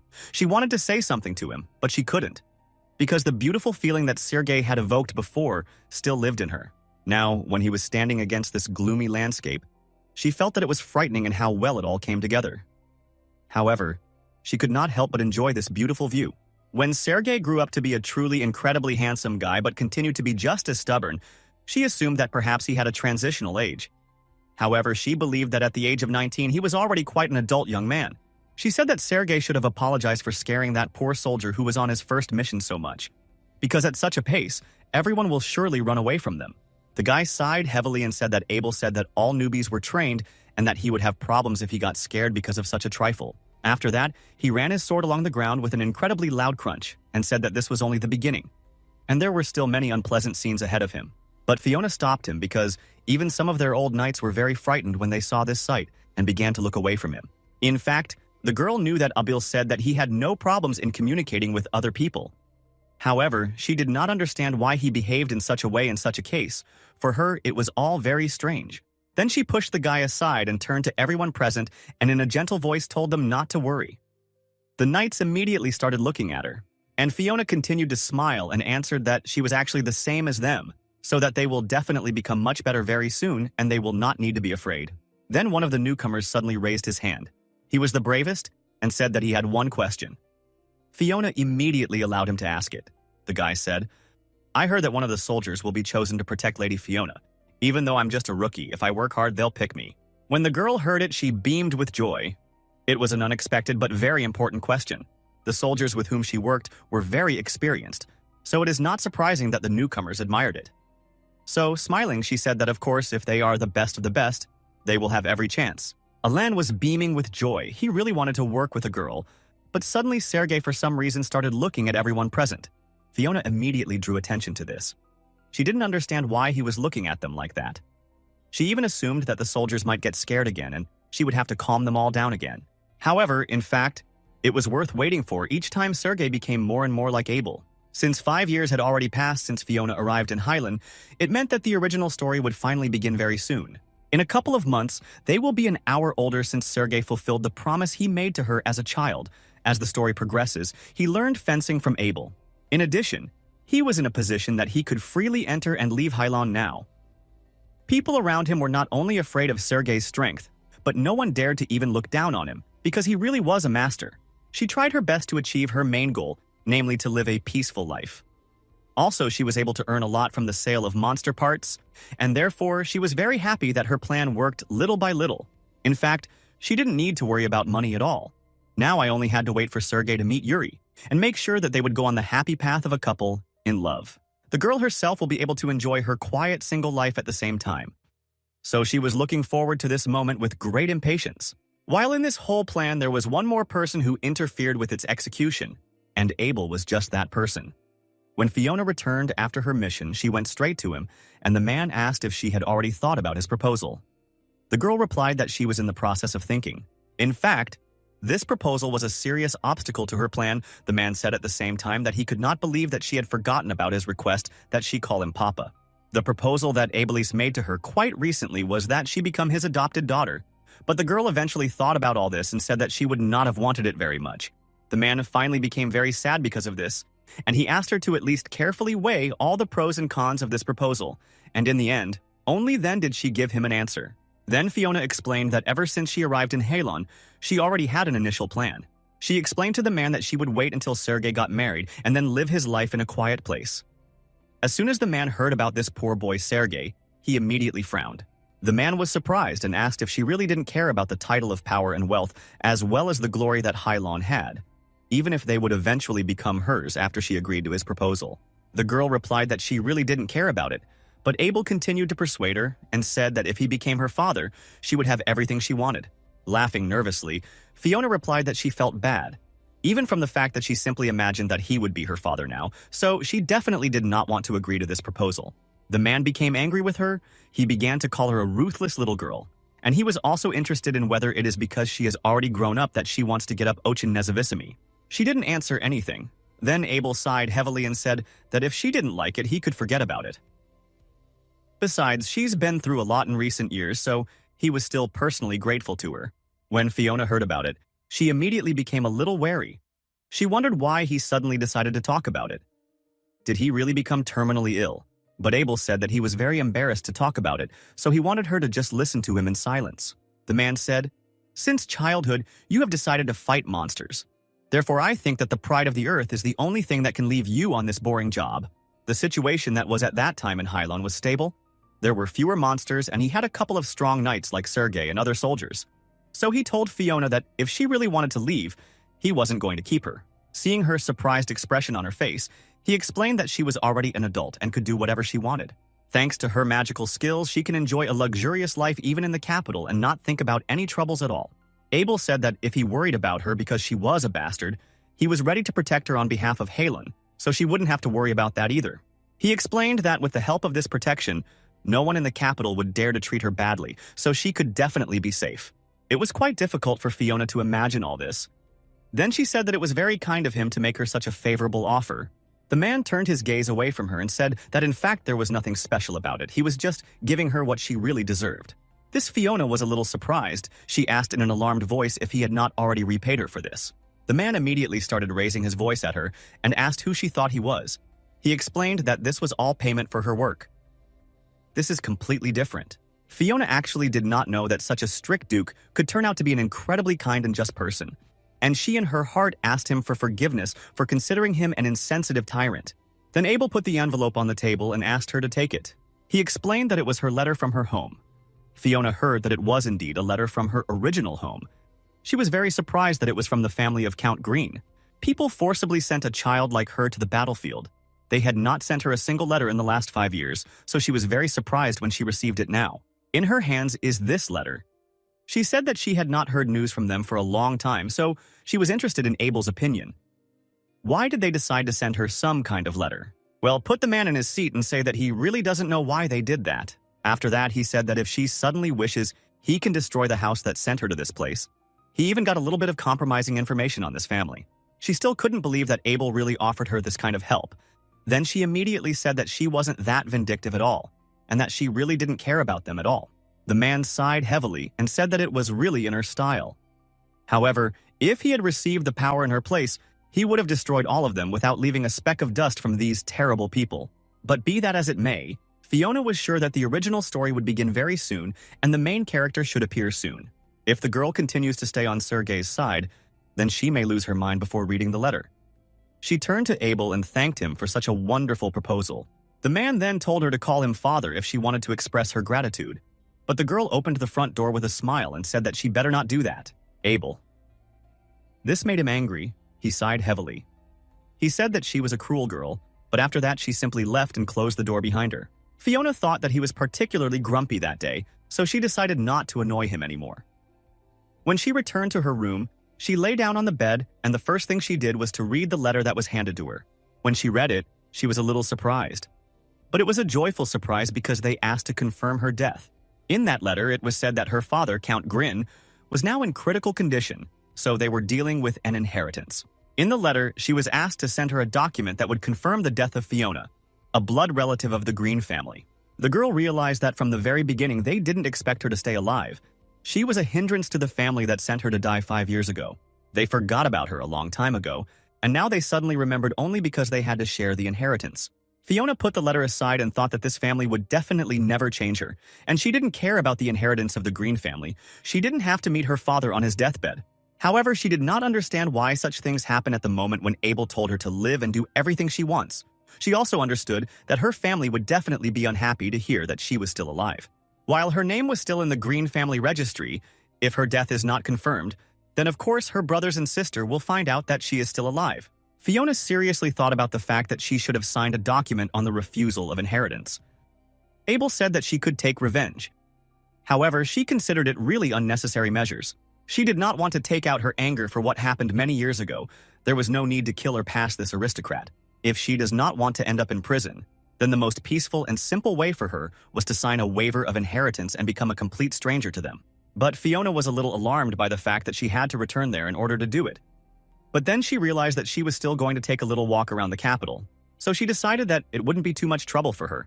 Suddenly, the girl heard a knock on her door, after which Sergei's voice was heard, asking if she was in the room. The girl immediately ran quickly to the door and opened it. She smiled happily. She said that he wanted to go inside, but Sergei, embarrassed, said that it was not necessary at all. They could speak at the entrance. Just a few years ago, they were so close that they could talk even sitting next to each other. That's why today was surprising his proposal. Lately, he felt awkward because they were already adults, so she had to respect his boundaries. Then, Sergei said that he had heard from Abel that she could leave this place. Fiona then sternly asked him to call him teacher. The guy immediately corrected himself, although he was angry about it, but she eventually said that this information might well be true. Sergei immediately frowned and asked where she was going to go in that case. Fiona explained that in Perm, the letter said that her father was dying, so she was going to return to the capital, since the Grin family were middle-class aristocrats, so they had a mansion in the capital. Sergei then asked in a worried voice if she still considered the man who abandoned her to be her father. In fact, Fiona herself didn't like being called that, so she didn't answer, but only smiled. Sergei, standing at the entrance, asked if she would spend time with her father until he died and then return to him. But she replied that it was not like that. She planned to stay in the capital for some time anyway. After a short silence, Sergei said that it was really a good idea to go to the capital because she had already lived in Hylon for a long time, but he still wanted to know when she would return. Fiona then realized that Sergei apparently understood her completely incorrectly, and that is why he continued to ask similar questions. So, in order for him to finally understand everything, she decided to tell him directly and said that she would not return. As soon as he heard about it, at first the guy was in a stupor, then he suddenly started shouting loudly, asking what she meant when she said such a thing. Fiona calmly explained that she would not return. Then he asked why she made such a decision. Looking Sergei straight in the eyes, the girl answered that this was all because she had no reason to stay in this place any longer. So she was just going to move on. Over the past few years, she and Sergei became close friends, and sometimes Fiona even protected him. But now that the original story will soon begin, she would no longer be able to help him. Sergei then entered her room and told the group in a voice that they needed to talk about it seriously. The girl missed him, although she was surprised by his sudden change of mood, and he wondered if it was true that she said that she would leave. Fiona said that everything is exactly like that. He was getting closer and closer to her, and still, we asked in a worried and restless voice why she made this decision so abruptly. She answered that, as the Duke said, she was already an adult and therefore could do everything she wanted, and that was exactly what she wanted. Sergei continues to get angry and asked, "That's all that you can say. You forgot. Because of what we've been through in the last 5 years, you just leave me." Fiona was surprised and wondered if he was really so upset because of this. Then she said that she would definitely write to him, so he didn't have to worry that she would forget about him. But Sergei, continuing to be angry, said that it wasn't the case at all, that was the problem. The girl did not understand him at all. Then she said, "Don't tell me that you thought that we would always be together." The moment the man immediately got very upset, he didn't answer her. However, it was clear from his reaction that this is exactly what he thought. Fiona continued to scatter arguments. She said that they were both adults, and despite the fact that they were childhood friends, it was time to part. Sergei took a deep breath, turned away, and began to walk away from her. He said that she was too heartless, and he didn't like it. But she asked him to include logic and not just his feelings. Did he really not understand why she made such a decision? But the guy only wondered if she was going to stay in the capital forever. Fiona replied that she wasn't sure yet. First, she would like to go somewhere warm to rest. The man was incredibly upset. Then she asked him not to make such a sad face, as if she was simply betraying him in this way, because it was not so at all. For some time, they just stood and were silent. The girl thought that they were no longer children, and it was difficult for her to accept the fact that he really believed that he could be with her forever. But she understood why Sergei was like that when he heard about her departure to the capital, because people lived there who wanted his death. This is his homeland and the place from where he was forced to flee. Therefore, it hurt him to see that she was going there and he could not. Fiona then put her hands on his cheeks, moved his gaze towards her, and asked him not to be so sad. The girl knew that in any case, according to the plot, he would come to the capital sooner or later, so he really could not be so upset because of it. In a gentle voice, the girl said that she will always be on his side. Wherever he is, if he needs help, he will definitely help. He can tell her about it. She will come to him at any time.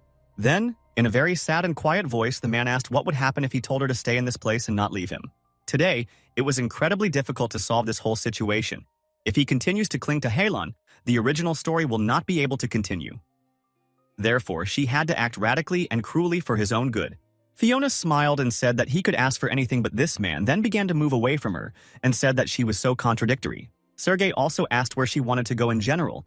Didn't she know that it is very important to have a friend who will help you in times of need? And there she will be completely alone. The girl didn't answer anything. Then he suddenly took her hands again and asked what exactly she was thinking about him. Fiona was surprised by such a sharp question, so she was even a little confused at first. She began to move away from him a little further and said that he was an important person in this world for her. Then Sergei said that he would like to know if he left for another place, what she would do in such a case, how she would react. Fiona then seriously thought about this question because she had never thought about something like this before. But she answered him quite quickly, happily smiling, saying that of course she would wish him luck and say goodbye to him, and also that she would definitely come to him if he needed help. Sergei was very angry when he heard this. He turned around and started to leave and said that he really was stupid when he asked her about it. It only gave him even more pain. At that moment, Fiona suddenly felt a strong cold. She said that she was a little cold, so she was going to go and look for a cape so that she wouldn't get sick again. Then she once spoke to the closet and said that the maids washed the blanket and left them here. But for some time, she could not find them. Sergei looked at her carefully. He understood that very soon she would leave and he would not see her again. Because of this, he felt very sad again.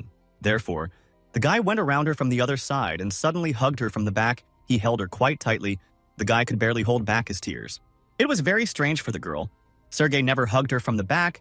She was as if in a trap, and because of this, she felt uncomfortable. Finally, the guy spoke and said that if she still leaves this place, it is best for her to stay in the capital. He said, "If you think about it, there is nothing special about it in any case. Everything has always been like that. Wherever you are, I will definitely come for you." Fiona was very surprised.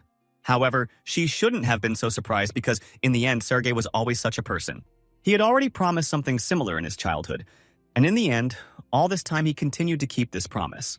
After a short while, the guy hugged her and finally let her go and told her to wait for him in the capital. After that, he left and closed the door behind him. Fiona was very surprised that evening. She couldn't sleep for a long time because she was thinking about those words of Sergei and what exactly he meant.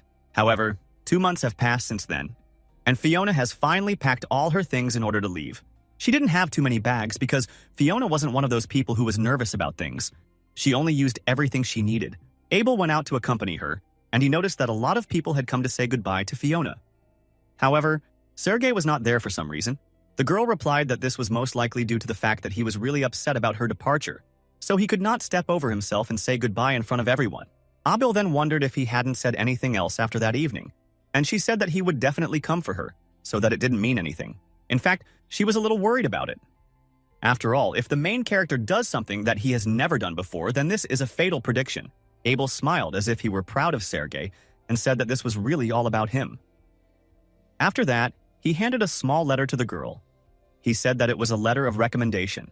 The Duke told her to use him if she decided to stay in a mansion in Hylon in the capital. Fiona opened him and saw that he even gave her a lot of money in the end, so she was very happy. They talked for a while, but the moment had come when it was time to say goodbye. So I got into the carriage. Fiona turned to the Duke and thanked him for everything he had done. The man smiled and simply said, "Okay," but Fiona understood that even at such a moment, Abel was still very happy and proud of her. When the carriage started to leave, Fiona also said goodbye to all the maids who saw her off with tears in their eyes, and they said that they would miss her incredibly.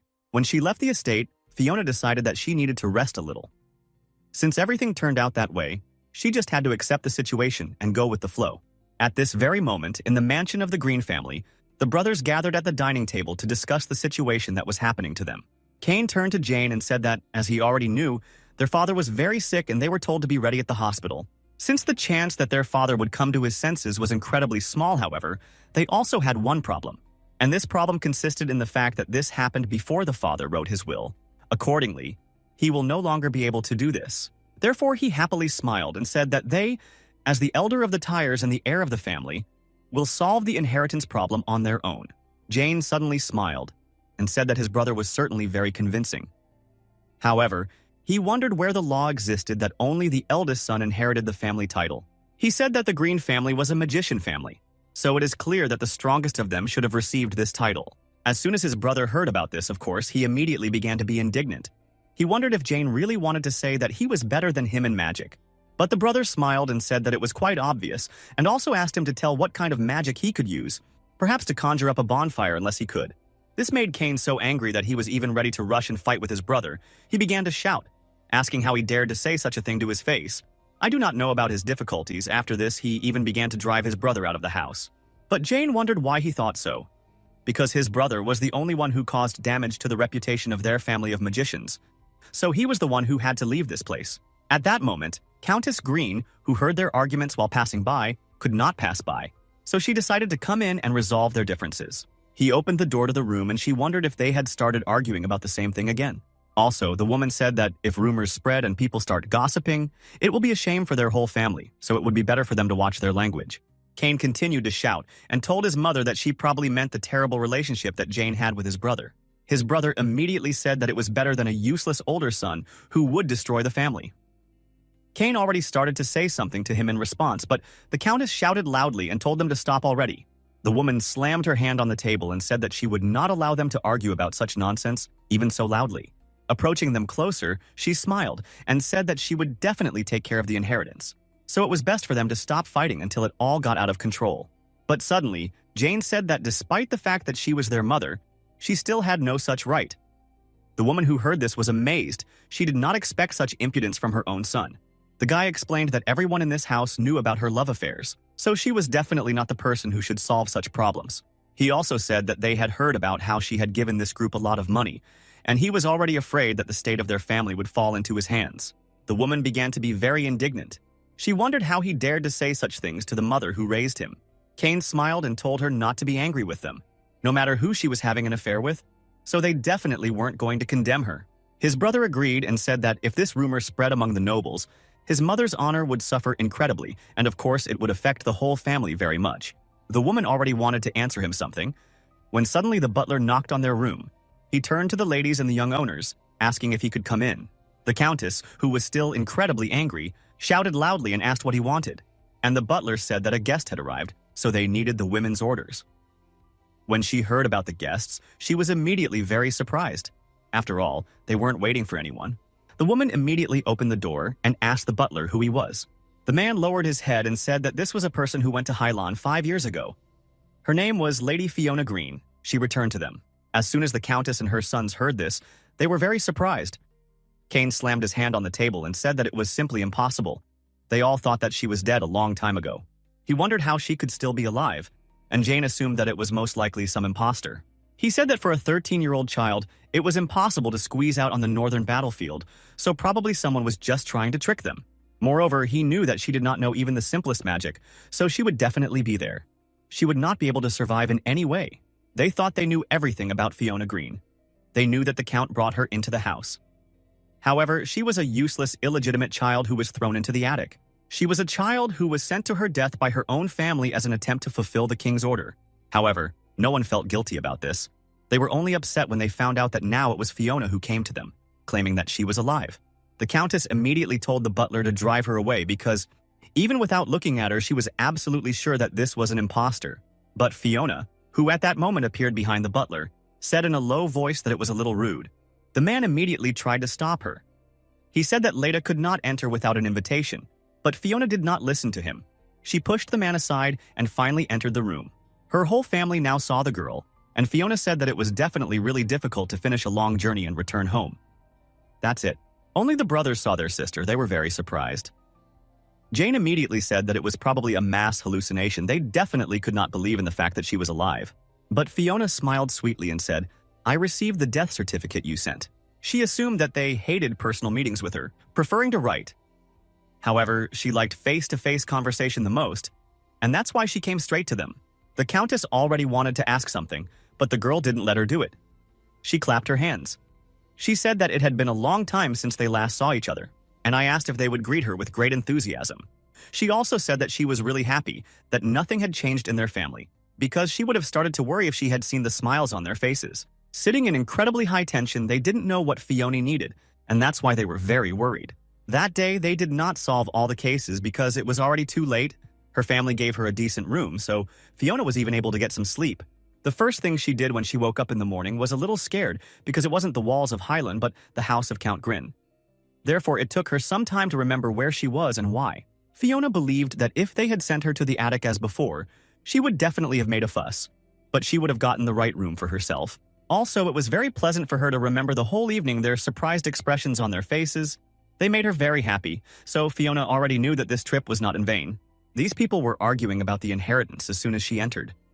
And it was immediately clear, but Fiona really hated that she was dragged into all this, because she already wanted to start living her quiet, peaceful life. She thought that the best thing would be to sign the papers about the refusal of the inheritance and leave tomorrow in order not to stay even a minute in this terrible place. Suddenly, someone knocked on her room. It was a maid. She said that she had brought Lady Fiona water for washing. Of course, the girl was very surprised to hear this. However, she allowed her to enter. Then the maid put a bowl of water in front of her, and Fiona thanked her for it. But she saw that a little spilled from this bowl and thought that the maid should be more careful. The water splashed only because it was roughly put down. She immediately remembered the fact that the maid Hylon would never have made such a mistake. And because of this, she felt a little sad. She even missed home a little, because that place was now her home. But Fiona, bending over to wash herself, took a closer look and noticed that the pot was incredibly dirty, and the water smelled bad. And after looking even more carefully, the girl realized that it was dirty water, and water that was used to wash rags. She could not believe that she was really given to wash herself with dirty water, which was used to wash rags. She did not know how it was possible to be such idiots and vile people, because Fiona was a family member who lived on the battlefield for 5 years, and she couldn't believe that they were really treating her like this now. She was incredibly angry, but suddenly she heard some strange sounds coming from the maid. She immediately looked up to see what it was, and when she looked up, she saw that this maid was impudent and started laughing right in Fiona's face. After looking at her more closely, she thought that she had already seen this face somewhere, and then suddenly she realized that she had seen her before. Namely, 5 years ago she was a maid of honor, and a countess who always treated Fiona badly because she was an illegitimate daughter. Now, Fiona realized the fact that she didn't get this room by accident. They had conspired from the very beginning to treat her badly even now. And this means that this family has always considered Fiona a worthless bastard, and now even the fact of what she has achieved has not changed anything in their thinking. In this case, the people of this family were still mistaken in thinking that she would continue to endure this, and that she remained the same Fiona who was incapable of anything to stand up for herself. They still think that Fiona was the child of a 10-year-old illegitimate girl who, according to them, had only half of her blood ties, money, home, and property. Fiona believed that if they continued to treat her like this, then her thirst for revenge would flare up with new force. If you imagine that Fiona suffered like this all her life, then the girl understood that she could not just leave it like that. So she turned to the maid and asked what her name was. Her name was May, and Fiona said that she had seen this face before. At that moment, she even suddenly started to smile. The girl was definitely up to something.